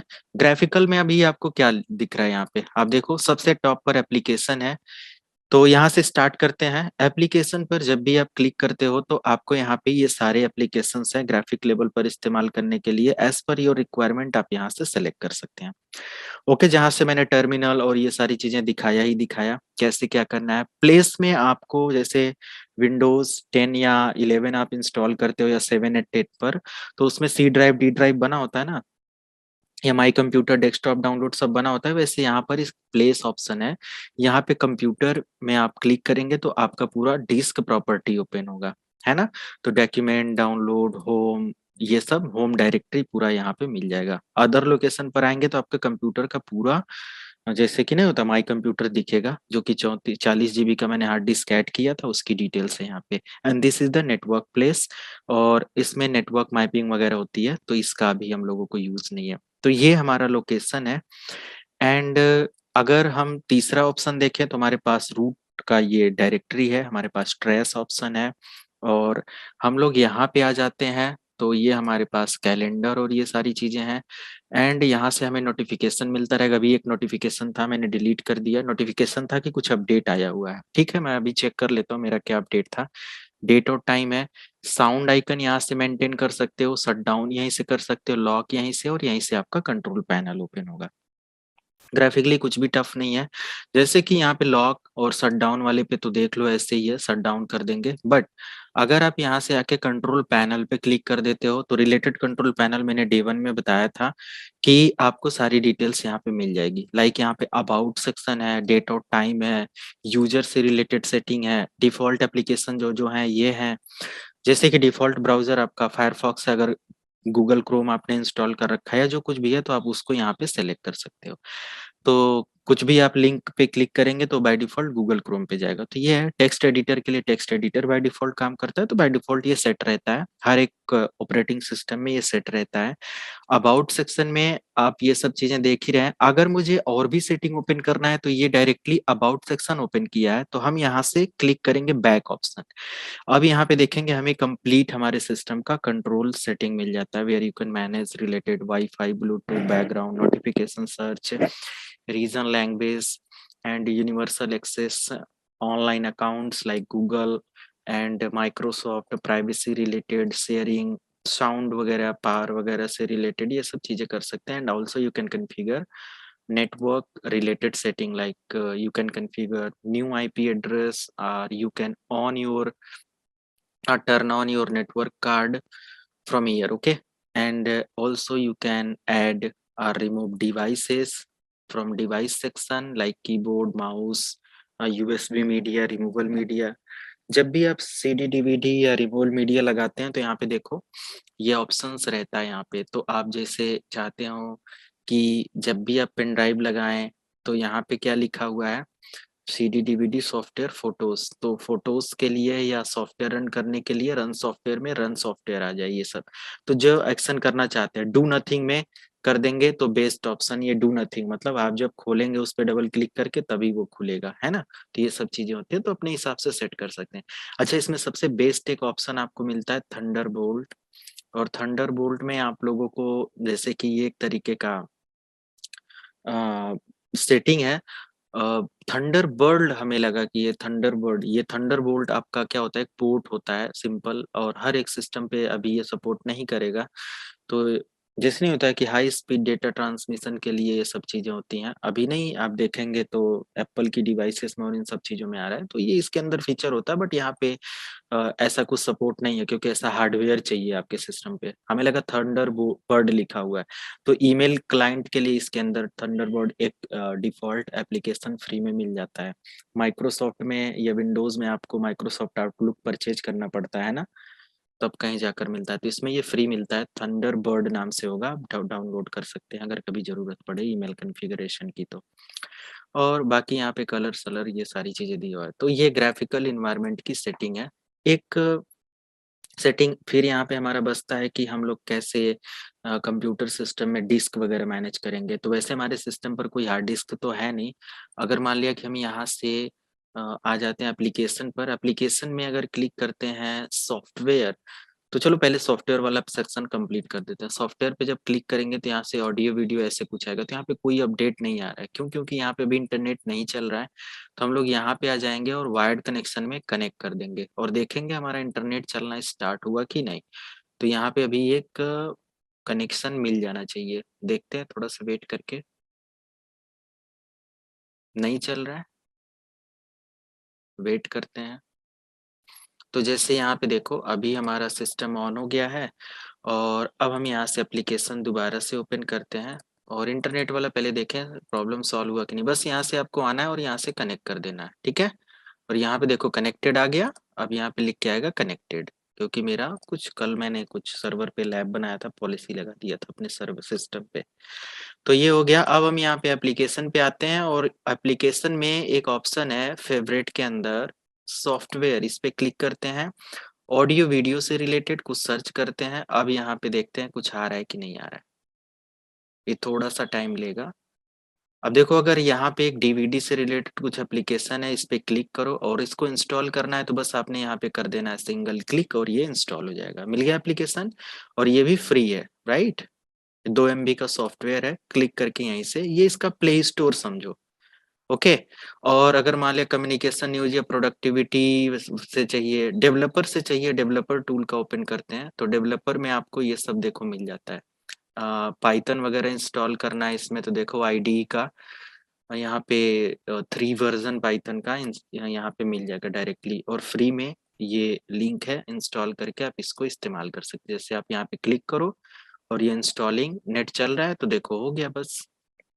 तो यहाँ पे कुछ मिल जाते हैं, अगर आपको रिक्वायर्ड टूल चाहिए तो आप इसको इस्तेमाल कर सकते हो। तो ये भी आपका हो गया। ऐसे ही प्रोडक्टिविटी में कुछ आपको एप्लीकेशंस मिल जाएंगे, तो डिफॉल्ट जो इसके मार्केट प्लेस में है वही मिलेगा। ऐसा नहीं कि आप कुछ स्पेशल ढूंढ लो कि मुझे XYZ चाहिए तो इसके अंदर मिलेगा कि नहीं, तो वो ऐसा नहीं है। अब इसके अंदर देखो ऑफिस वगैरह फ्री में है। जैसे पावर पॉइंट फ्री में चाहिए तो ये देखो पावर पॉइंट का ऑप्शन ये वाला है, इस पे क्लिक करो। प्रेजेंटेशन स्लाइड्स और सब कुछ शेयर करने के लिए, और ये भी फ्री है, देख रहे हो आप, है ना। तो पावर पॉइंट वगैरह यहाँ से क्लिक करके फ्री में इस्तेमाल कर सकते हो। यू कैन सी, है ना। अच्छा, बिल्कुल सब कुछ फ्री लग रहा है ना। माइक्रोसॉफ्ट में अगर पावर पॉइंट ये सब चलाना है तो you have to buy the license of Microsoft Office Suite, okay, then you can use, but there is no any charge for Microsoft for Office PowerPoint presentation etc. तो Microsoft Libre office, sorry, इसके अंदर जो आता है वो Libre office करके आता है। ये बिल्कुल फ्री होता है लाइनेक्स में, थोड़ा सा टाइम लेगा, ये बड़ा सॉफ्टवेयर होता है। और ये प्लगइन्स है 682.3 KB का, बट ये थोड़ा सा बड़ा पैकेज अपडेट करेगा और इंस्टॉल कर देगा। तो ये रहा आपके सिस्टम पे software update graphically.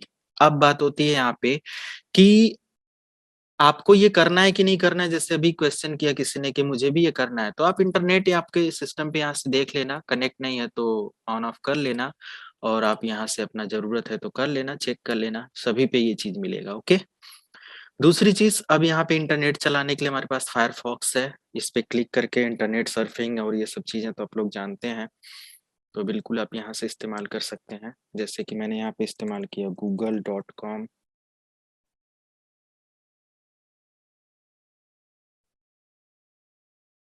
Okay, youtube.com,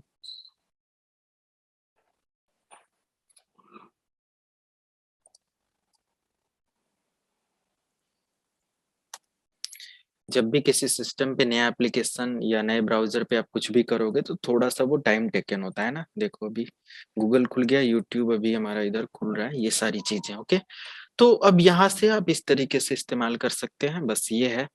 अच्छा ठीक है, इतना अभी तो हो गया हमारा। अब हम लोग आगे सॉफ्टवेयर सिस्टम को समझते हैं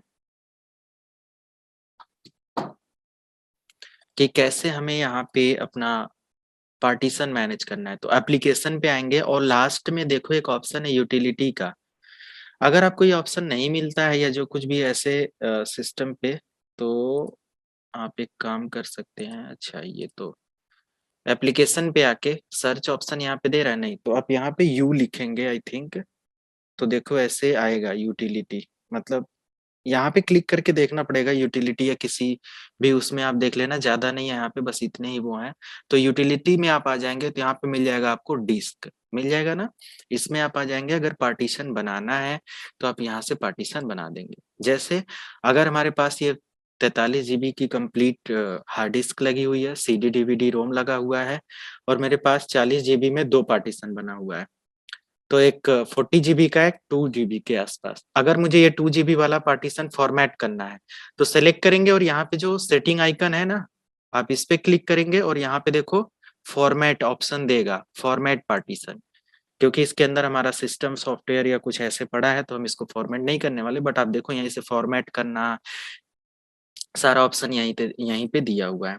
अगर आप इसको चाहते हैं माउंट अनमाउंट, तो माउंट अनमाउंट आपको जब पार्टीशन सिस्टम बताया जाएगा तो उसमें आप देखना इसका यूज आपको मिल जाएगा। देखो सॉफ्टवेयर हमारा इंस्टॉल हो गया MS ऑफिस, इस पे लॉन्च भी कर सकते हो।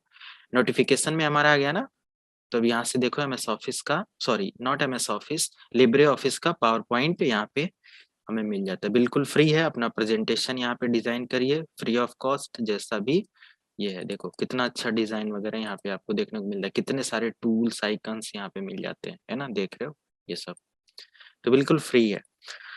और ये सारी चीजों के साथ पार्टीशन यहीं से आप बनाएंगे, पार्टीशन फॉर्मेट करना है, ऐड करना है, जो कुछ भी है यहीं से होगा। और यहाँ से आप चाहें तो किसी भी पार्टीशन को डायरेक्टली खोल सकते हैं। जैसे यहाँ पे मैं 40 GB वाले को ओपन करना चाहता हूँ, तो ये इस लोकेशन पर है, मैं इस पे क्लिक करूंगा, अब ये देखो खुल के आ गया यहाँ पे, तो ये हमारा है। ठीक है, बाकी फाइल सिस्टम हायरार्की में ये सब चीजें आपको समझना है। यहाँ से तो अगर आपको, जैसे बिल्कुल बिगिनर लोग करते हैं, जब यहाँ पे आएंगे देखेंगे कौन सा पार्टीशन है, बाकी आपको सारा काम कमांड से करना है, जो कि अभी बताया जाएगा कि कंप्लीट डिस्क मैनेजमेंट कैसे होता है, इसका पूरा चैप्टर है आपके पास। ठीक है, सारे पार्टीशन चेक करना, एवरीथिंग। तो ग्राफिकली अब एक पॉइंट और हमारा बस यहाँ पे बचता है कि एक यूजर कैसे क्रिएट करेंगे और उसको बनाएंगे या लॉगिन कैसे करेंगे। तो हम यहाँ पे आ जाते हैं, करंटली हम लॉगिन है रूट यूजर से। अब यहाँ पे अकाउंट सेटिंग पे आप क्लिक करो।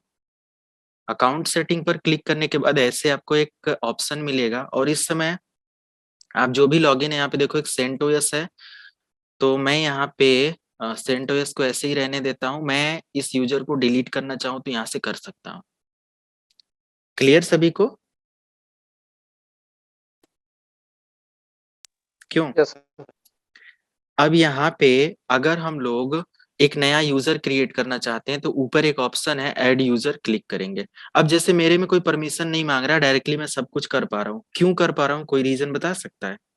सर क्योंकि आप एडमिनिस्ट्रेशन आप रूट से ऑलरेडी लॉगिन लॉगिन है। हाँ, मैं रूट से लॉगिन हूँ।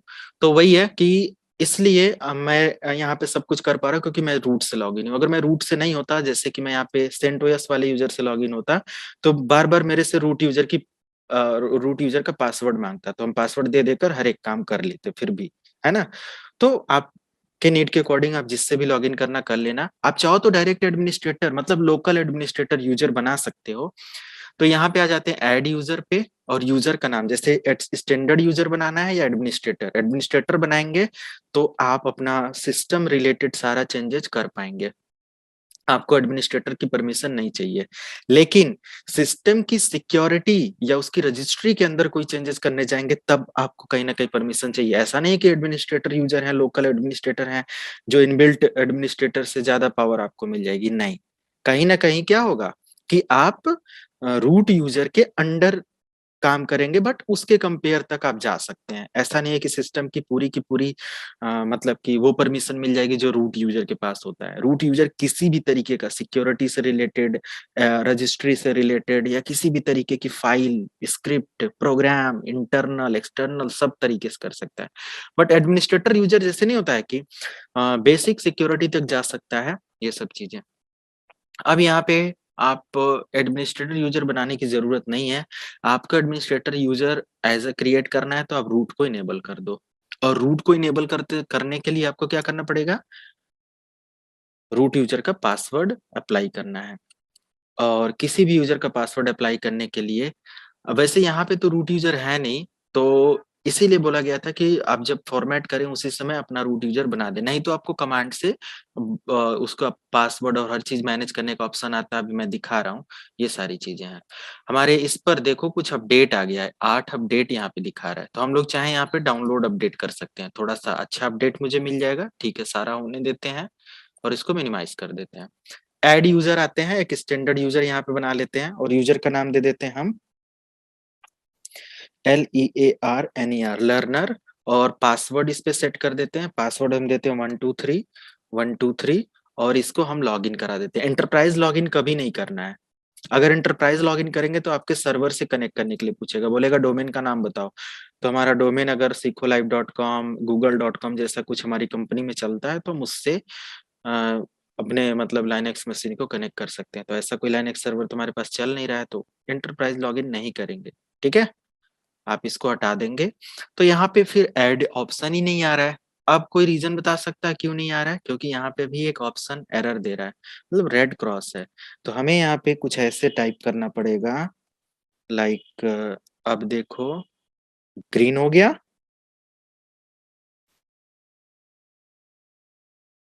हो गया, ऐड कर दो। What you added?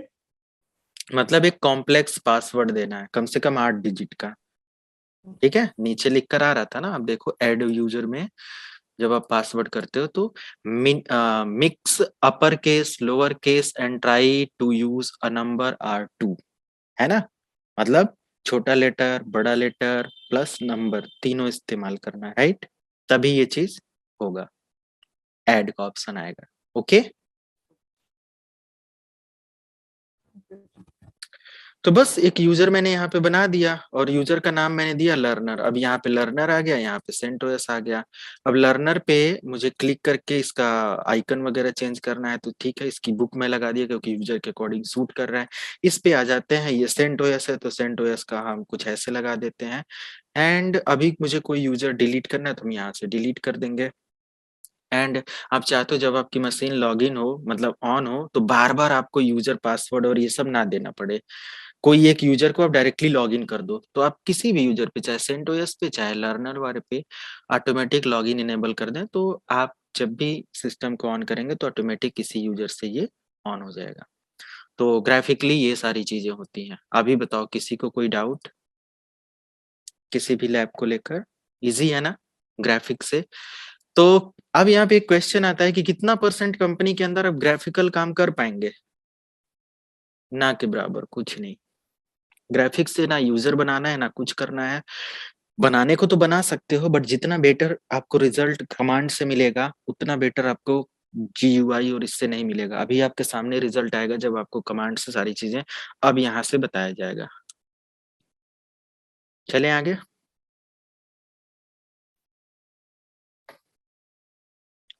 Number 5, file management. Hello hello sir, hello. Hmm, हाँ, ऋतिक बोल रहा हूँ। ये सर, ये जो ग्राफिकली आपने ये ड्राइव बनाई थी और वो सॉरी पार्टीशन में, हम्म। हाँ वो मुझे फिर से देखना है एक बार। यूटिलिटी में आना, डिस्क वाले पे, और यहीं से सारा पार्टीशन जो भी है फॉर्मेट करना है, जो कुछ भी यहाँ से आ जाएगा। Right? Okay okay, yes sir, ठीक। तो अभी यहाँ पे क्या करना है, आ जाते हैं इस वाले 5th नंबर चैप्टर पे, which is all about file management system. अब फाइल मैनेजमेंट सिस्टम थोड़ा सा अच्छा चैप्टर है। यहाँ से अब कमांड हम लोग इस्तेमाल करेंगे और ये कमांड्स जितना भी है आप लोग यहाँ से देख सकते हो, कैसे एग्जीक्यूट करना है वो देखना। बाकी किस कमांड से क्या हो रहा है मैं आप लोगों को अभी ये वर्ड पैड में भेज देता हूँ। ठीक, ये सारी कमांड जो भी है ऐसे ही मैं भेज दूंगा, ट्राई कर सकते हैं। ओके, तो अब यहाँ पे क्या क्या कमांड से आपको बताया जाएगा। फाइल फोल्डर कैसे बनाते हैं, परमिशन कैसे चेक करते हैं, पाथ ऑफ डायरेक्टरी कैसे चेक करते हैं, और मतलब कि इस $, हैश रूट और टिल्ड साइन का मतलब क्या होता है, डायरेक्टरी कैसे डिलीट होती है, मल्टीपल डायरेक्टरी कैसे बनती है, डायरेक्टरी को मूव कैसे करते हैं, कॉपी कैसे करते हैं, एंड और क्या दिया, परमिशन कैसे चेक करते हैं। Only how to check permission, permission यहाँ पे ऐड करना नहीं बताया जाएगा, परमिशन का एक अलग चैप्टर है। एंड देन फाइल कैसे क्रिएट करते हैं, फाइल को रीड कैसे करते हैं, सब कुछ यहाँ पे। तो चलो आ जाते हैं अपने लिनक्स मशीन पर, और इसमें सबसे पहले हम लोगों को एक नया फोल्डर क्रिएट करना है। तो अगर हम प्रेजेंट टाइम में लॉगिन है रूट यूजर से, तो ये रूट यूजर का डेस्कटॉप है, पता है कि नहीं सबको? This is the desktop location for root user. Okay, तो राइट क्लिक करें और यहाँ पे ओपन टर्मिनल करें तो हमें डेस्कटॉप का लोकेशन डायरेक्टली मिल जा रहा है। लेकिन एप्लीकेशन पे यहां से ओपन करते हैं तो हमें डेस्कटॉप का एप्लीकेशन नहीं मिलता है। तो मुझे अगर यहाँ पे डेस्कटॉप पे एक फोल्डर बनाना है तो Ctrl+Shift+ से थोड़ा सा मैं इसको जूम कर लूं और फिर यहाँ पे दिखाऊं कि मुझे डेस्कटॉप पर फोल्डर बनाना है, तो मैं क्या करूंगा। विंडोज में CD कमांड का इस्तेमाल क्यों करते हैं, चेंज डायरेक्टरी, तो यहाँ पर भी CD का कमांड क्यों यूज किया जाता है, change directory. Right, so this command is use to change the directory. तो मुझे अपने किस लोकेशन पर जाना है, डेस्कटॉप पर। Okay, WHEREISDESKTOP,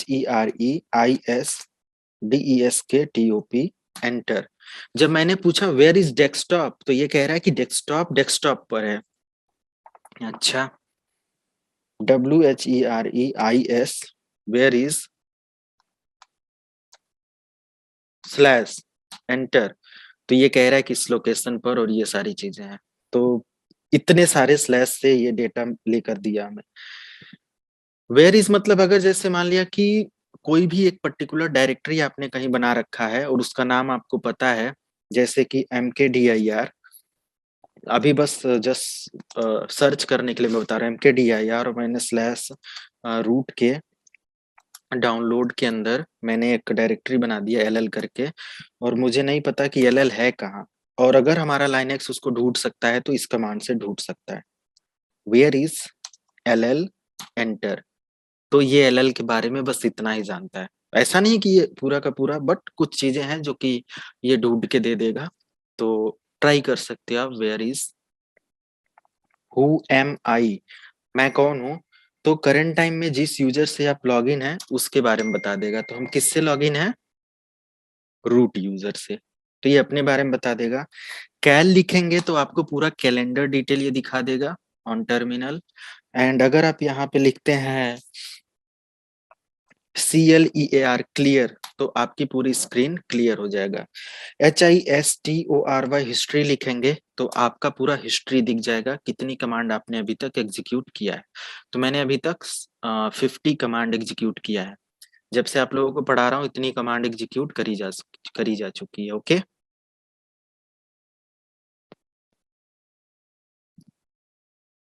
clear. अब चलो मुझे डेस्कटॉप पर जाना है, तो CD स्पेस डेस्कटॉप और एंटर। अब इसमें D कैपिटल लेटर करना है, क्योंकि अगर आप स्मॉल कर देंगे तो ये नहीं जाएगा, क्योंकि कैपिटल लेटर में ही हमारा डेस्कटॉप होता है, केस सेंसिटिव होता है लाइनक्स ऑपरेटिंग सिस्टम। तो कैसे मुझे पता चला कि डेस्कटॉप का D कैपिटल है, एक कमांड है ls मतलब होता है लिस्ट डायरेक्टरी। तो शो करने के लिए होता है कि करंट लोकेशन पर आप जो हैं उसमें क्या क्या रखा हुआ है, या कितनी डायरेक्टरी या फाइल फोल्डर बने हुए हैं। एंटर करते हैं तो यहाँ पे हमारा एक ये है, एक ये है, एक ऐसे करके इतने सारे फाइल फोल्डर हैं। तो यहाँ पे मेरा डेस्कटॉप D कैपिटल दिखा रहा है। ओके, तो हम यहाँ पे लिखेंगे CD स्पेस डेस्कटॉप एंटर। अब मैं यहाँ पे डेस्कटॉप लिख दिया, अब डेस्कटॉप के अंदर आ गया। अब मैं यहाँ जो भी यहाँ पे काम करूंगा सब यहाँ सामने दिखेगा। तो मुझे एक नया फोल्डर बनाना है mkdir स्पेस, और मैं एक नया फोल्डर बना देता हूँ dir एंटर। अब देखो यहाँ पे एक dir बन के आ गया। डिलीट करना है rmdir स्पेस, किस नाम से है dir एंटर, ये डिलीट हो जाएगा। लिनक्स इतना स्मार्ट है, अगर आप mkdir ब्रैकेट ओपन करें और a.z लिख के ब्रैकेट को क्लोज करके एंटर कर दें तो इससे रिलेटेड ये सारे फोल्डर बना देगा, ABCDFGS पूरा, देख रहे हो। और सेम डिलीट करने के लिए भी फॉर्मूला आप इस्तेमाल कर सकते हो, लाइक rmdir, ये क्लियर। अगर मुझे यहाँ पे एक साथ दो डायरेक्टरी बनानी है mkdir, और मैंने यहाँ पे बना दिया एक directory dir1 space dir2 space dir3 space, जितनी डायरेक्टरी बनानी है सारी डायरेक्टरी यहाँ पे बन के आ जाएगा, अगर आप मैनुअली 3-4 एक साथ बनाना चाहते हैं तो। ओके, और अगर आप यहीं पे चाहते हैं कि एक पर्टिकुलर ब्लैंक फाइल बन के आ जाए तो touch command, touch space file .txt enter. देखो एक txt फाइल बन के आ गया है ना। ग्रेट। तो ये फाइल बन के आ गया। अब इसके अंदर जो भी आपको टाइप करना है, आप चाहो तो कमांड के जरिए इसके अंदर टाइप भी कर सकते हो, सारी चीजें कर सकते हो, वो भी मैं दिखाऊंगा। बट अब यहाँ पे इसका चाहो तो कमांड स्क्रीनशॉट ले लो, ये बिल्कुल एक सेटल वो में मिल जाएगा, स्क्रीनशॉट इसका ले लो आप। बाकी तो मैं भेजूंगा वो PDF सेम वैसे ही मैं भेज दूंगा कॉपी पेस्ट करके। आप इसका जैसे कि ये अच्छा मुझे लग रहा है कि यहाँ पे आपको सारा कमांड एक साथ मिल जाएगा। हो गया।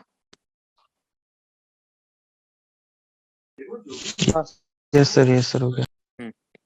अब इतना करने के बाद मैं इसको करने जा रहा हूँ क्लियर, या बिफोर क्लियर मैं आगे चलता हूँ। अब मुझे एक डायरेक्टरी बनाना सीखा मैंने, डिलीट करना सीख लिया। तीसरा मैंने सीखा कि कैसे फाइल बनाते हैं। अब फाइल को डिलीट करने के लिए rmdir क्या काम करेगा,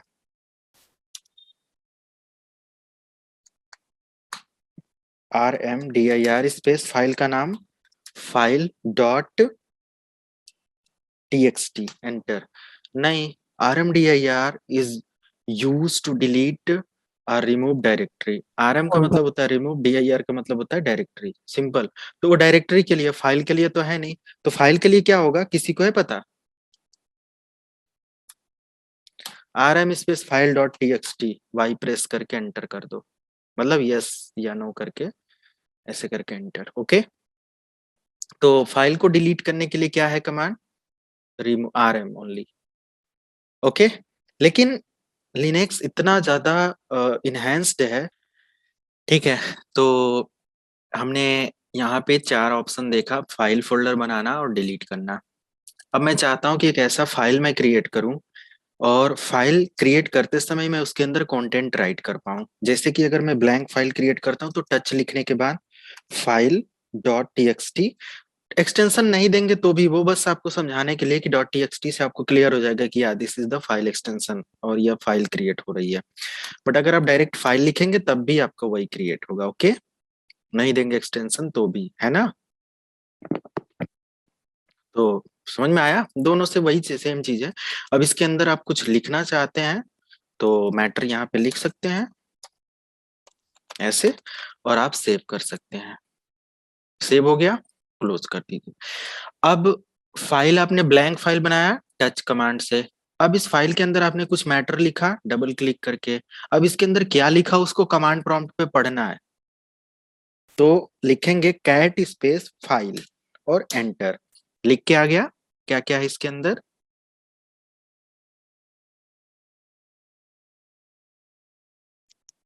है ना? Yes. अगर मैं यहाँ पे लिखता हूँ ये, अगर मैं यहाँ पे लिखता हूँ कैट स्पेस हाइफन M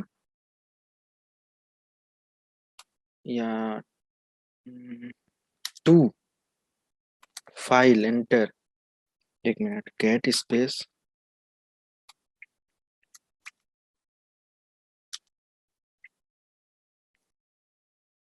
नहीं नहीं ऐसा कुछ नहीं, तो चलो ठीक है, कैट स्पेस फाइल लिखने पर फाइल के अंदर आप क्या है देख सकते हैं, पढ़ सकते हैं। अब मुझे क्लियर करना है इसको, और एक फाइल क्रिएट करनी है जिसमें मुझे एक नया नया फाइल बनाना भी और उसके अंदर मैटर भी लिखना है। तो कैट स्पेस ग्रेटर देन का साइन लगाएंगे, फाइल 2 डॉट txt एंटर करेंगे और मैटर लिखेंगे। यहाँ पे देखो अभी मैटर लिखने का नीचे ऑप्शन आ गया, सो है दिस साइड सीखो लाइव ऑनलाइन, ऐसा मैंने बस मैटर लिखा, एंटर किया, कंट्रोल जेड किया, कॉपी भी हो गया, सेव भी हो गया, लिख भी गया। फाइल 2 को ओपन करके चेक करो और आप देखो ये आ गया। तो ये पूरा का पूरा कमांड डिटेल है। आप चाहो तो ऐसा स्क्रीनशॉट ले सकते हो, क्योंकि ये वाला स्क्रीनशॉट आपको याद रहेगा। मैंने कमांड जो नोट्स बनाया उसमें पता नहीं क्या लिखा है, तो इससे याद आ जाएगा कि अच्छा ये आपने डायरेक्टली बनाया था। हो गया? Touch command, touch file or cat file is create the file hmm for use. Touch से ब्लैंक फाइल क्रिएट होता है और कैट कमांड से आप फाइल को पढ़ने के लिए और एक नई फाइल इस स्क्रिप्ट के साथ रिटन मतलब राइट करते हुए एक नई फाइल क्रिएट कर सकते हैं ना। ये फाइल का कोई भी नाम आप दे दो, ओके, और कैट लगाकर ग्रेटर देन का साइन, देन फाइल नेम, और फिर जो भी मैटर लिखना है वो मैटर लिख दें।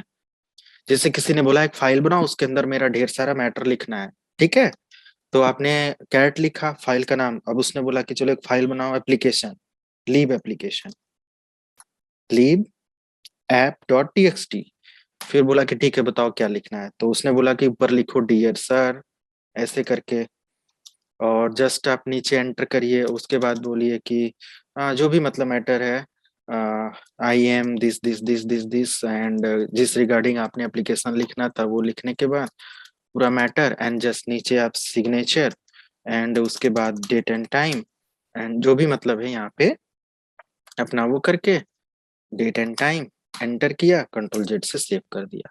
तो इस फॉर्मेट में आपका ये पूरा मैटर लिख के वो फाइल क्रिएट हो जाएगा। क्लियर? सर कंट्रोल जेड से सेव होगी वो हाँ, फाइल। कंट्रोल जेड से स्टॉप और सेव हो जाएगा। ठीक।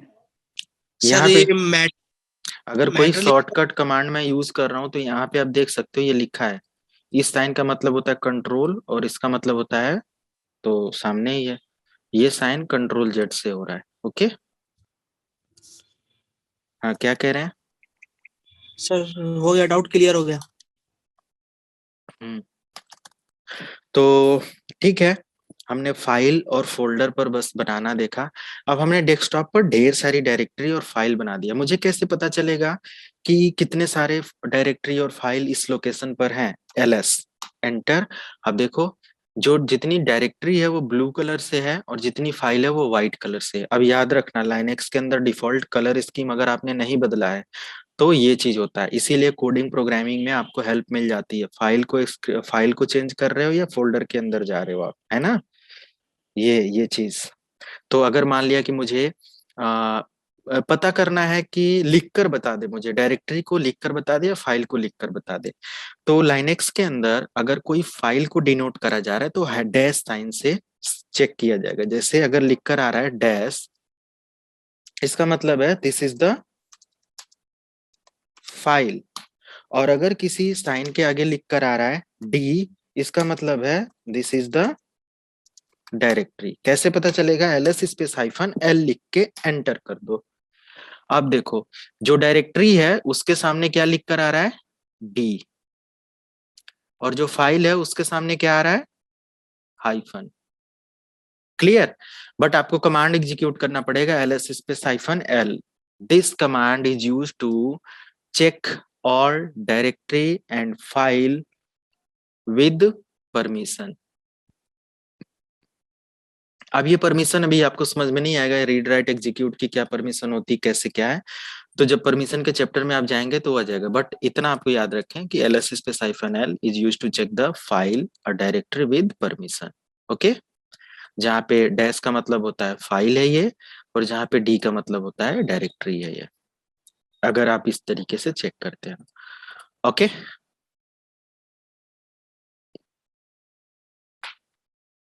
क्लियर? तो फाइल बनाना देखा, फोल्डर बनाना देखा, एक साथ में ढेर सारे फाइल फोल्डर बनाना देखा, डिलीट करना देखा, फाइल के अंदर मैटर लिखना देखा आपने। अब बात होती है कि कैसे हम कॉपी पेस्ट करेंगे। तो मैं चाहता हूं ये जो फाइल 2 है ये कॉपी हो जाए डायरेक्टरी 1 के अंदर, ऐसा है? कर दें? तो हमें लिखना पड़ेगा cp स्पेस किसको? File 2.txt। कहां पर कॉपी करना है? डायरेक्टरी 1 में। एंटर। आ गया, चेक करते हैं, डायरेक्टरी 1 आ गया।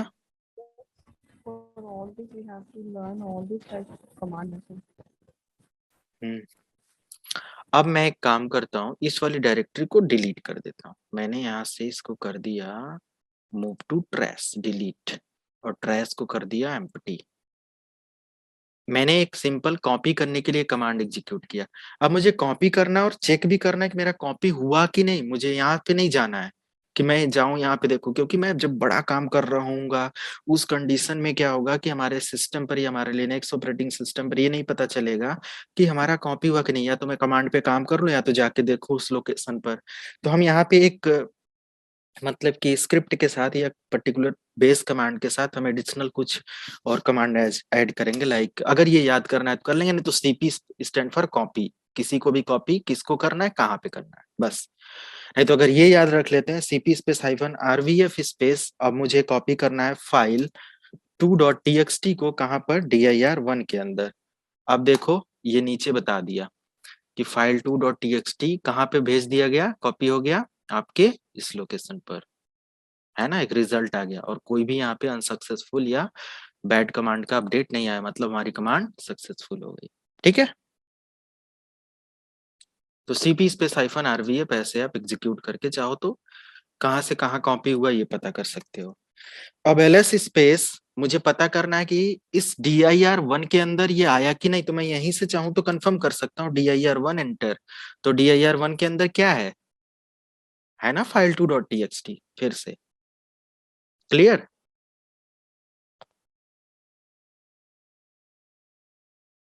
सर सेकंड वाली कमांड रिपीट करना कि कॉपी करके हमने सीपी फर्स्ट कमांड तो हमने उसके अंदर डाल दिया, सेकंड कमांड का मतलब क्या है कि हमें चेक करना है कि उसके अंदर ऑलरेडी वो कॉपी हुआ है या नहीं हुआ, राइट सर? इसके साथ ये बता देगा कि ये कॉपी यहाँ से होकर इस लोकेशन पर कॉपी हो गया है ना, कंफर्मेशन यहीं पे आपको मिल जाएगा, एक एक्नॉलेजमेंट मैसेज समझो मिल रहा है। So what is the meaning of RBF in that? ये एक मतलब कि एक बोला जाए क्या बोलते हैं इसको, ये एक वर्बोस टाइप की स्क्रिप्टिंग होती है ना, और ये पूरे के पूरे सिंटेक्स को और ज्यादा एडवांस लेवल में, जैसे कि नहीं होता है कि एक बेस कमांड होती है और उसके साथ कोई भी एडिशनल और आप कुछ ऐसा करके नहीं होता है कि उसको और मॉडिफाई करके आप काम करा सकते हो लिनक्स के अंदर। तो बहुत सारे ऐसे, इतना ही नहीं आरवीएफ ही नहीं होता, इसके अलावा भी बहुत सारे इसके अंदर एडिशनल कमांड्स आप ऐड कर सकते हो। ठीक, तो अगर कुछ सर्च करना है तो इसको आप, इसका फुल फॉर्म मुझे नहीं पता, इसका गूगल कर सकते हो, आप देख लेना। ठीक है, सीपी कमांड मेन हमारी जो प्रॉपर्टी है वो क्या है, सीपी है। ओके, और अब मुझे क्या करना है, जैसे कि फाइल है, file2 है, और ये libapp.txt है, मुझे मूव करना है। अभी तक तो आपने कॉपी देखा, तो मूव करने के लिए एमबी, सीपी मतलब कॉपी, एमबी मतलब मूव स्पेस फाइल को मुझे कहाँ पे मूव करना है, dir1 के अंदर। आप देखो मूव हो गया, यहाँ से हट गया। ls स्पेस dir के अंदर मैं चेक करता हूँ, सॉरी, ls स्पेस dir1 के अंदर, तो ये देखो इसके अंदर 2 डायरेक्टरी है। ओके, समझ में आ रहा है, कॉपी पेस्ट हो गया। सर मतलब तो दोनों ही है ना?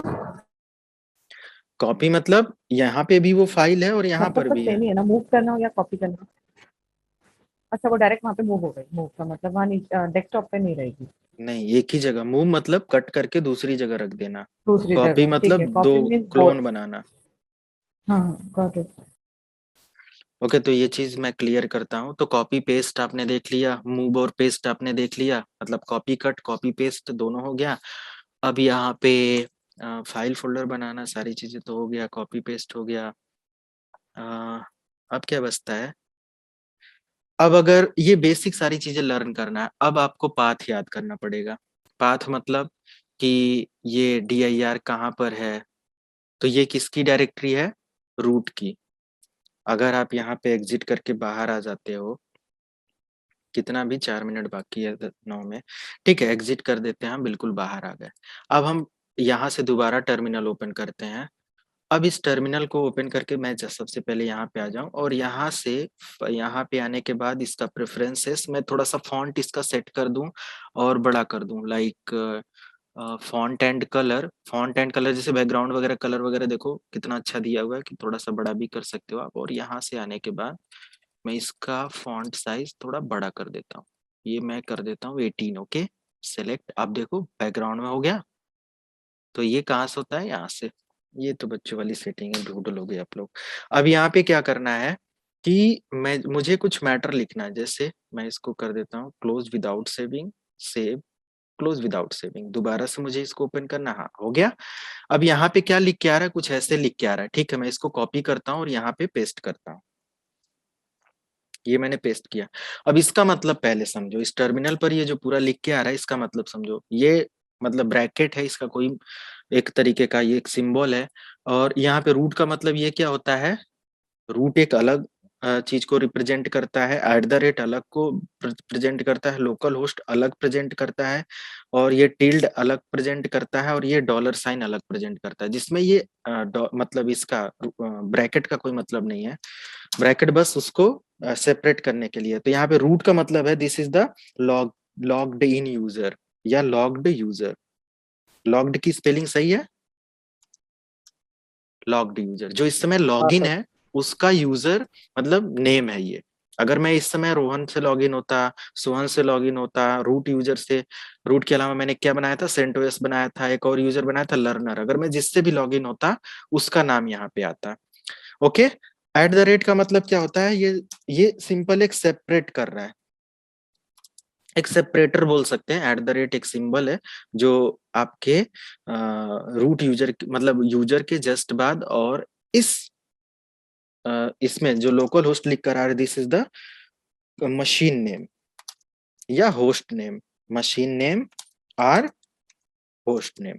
आपके कंप्यूटर का जो नेम होता है उसको मशीन नेम या होस्ट नेम बोलते हैं। यहाँ पे टिल्ड साइन का मतलब होता है ये होम डायरेक्टरी। क्या होता है? Home directory. क्लियर? और यहाँ पे हैश साइन का मतलब क्या होता है? हैश का मतलब रूट यूजर, रूट लॉगिन। मतलब आप किससे लॉगिन है? रूट यूजर से लॉगिन है। क्लियर हो गया? इसका स्क्रीनशॉट ले लो। Okay sir. हो गया? यस सर, हो गया हो गया। मैंने इसको हटा दिया। अब यहाँ पे मैं यूजर को लॉगिन करता हूँ, SU स्पेस, मैंने एक यूजर बनाया था लर्नर, LEARNER, लर्नर। अभी मैं लर्नर से लॉगिन हो गया और तो वो सिंबल का मतलब नहीं समझ में आया मुझे कि symbol का मतलब।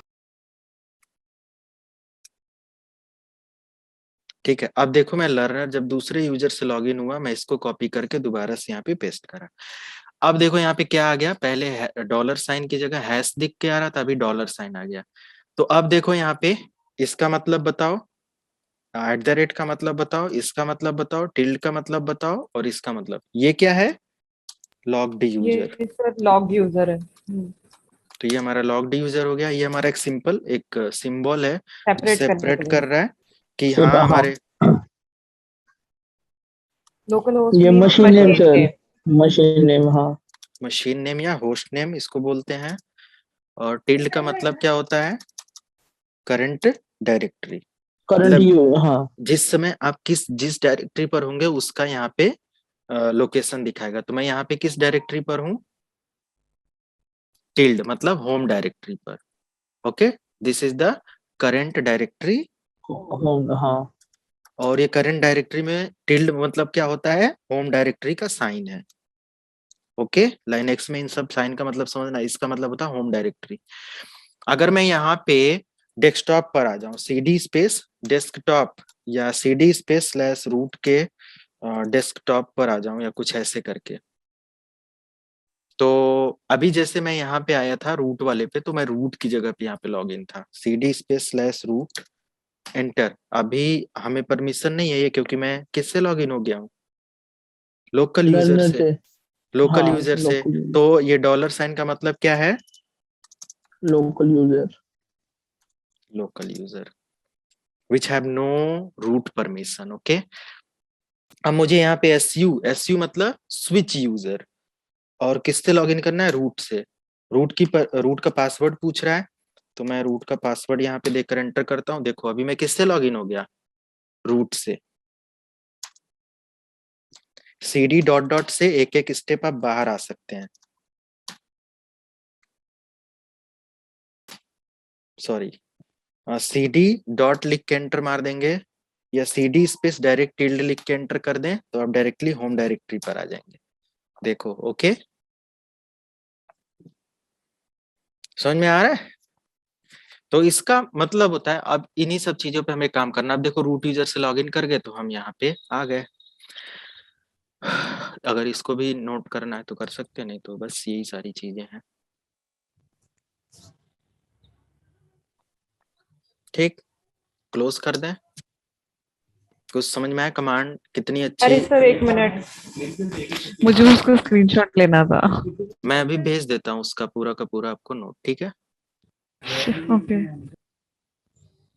नोट्स वैसे ही मिलेगा, आप देखो जो मैंने यहाँ पे बनाया है ना, जैसे कि कॉपी करना, ये देखो है ना। सर मैं सर वो भेज कल आपको, वाले फिर भेज नोट्स, दूंगा, मैं आपको भेज सर वो दूंगा। कल वाले वीडियो मिल नोट्स जाएगा। नहीं मिले थे, अभी मिल जाएंगे क्या? हाँ, दोनों भेज देंगे ना, मैंने तो पहले ही बोल दिया था कि कल, मुझे याद आ गया कि नहीं भेजा अभी, है ना? तो यस सर, यस। कल सर ये करना वाला ले वीडियो मिल जाएगा ना? नहीं, सर ये वो अपलोड भी आज नहीं की कर कमांड्स सकता। के भी ये पूरी कमांड डिटेल आपको ऐसे, ये जो है यहाँ पे, ये ठीक है सर जो एक आज बार का आप था। हिस्ट्री कमांड वहां पे चला दोगे क्या प्लीज? हाँ, हिस्ट्री कमांड में एग्जीक्यूट कर देता हूँ। अगर हिस्ट्री कमांड चाहिए तो ये हाँ लो। मैं स्क्रीनशॉट ले ले रहा हूँ। हाँ, जितनी कमांड चलाई गई है ये है।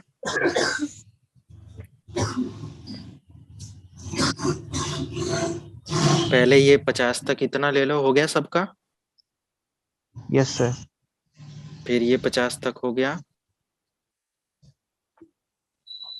यस सर हो गया। चलो okay, good night. Sir 1 minute sir मुझे तो दे दो। मैं भेज देता हूँ, मैं भेज रहा हूँ, ठीक है, उसको आप देख लेना। ये क्या सर कल परेशान? वाले और आज वाले नोट सर। गुड।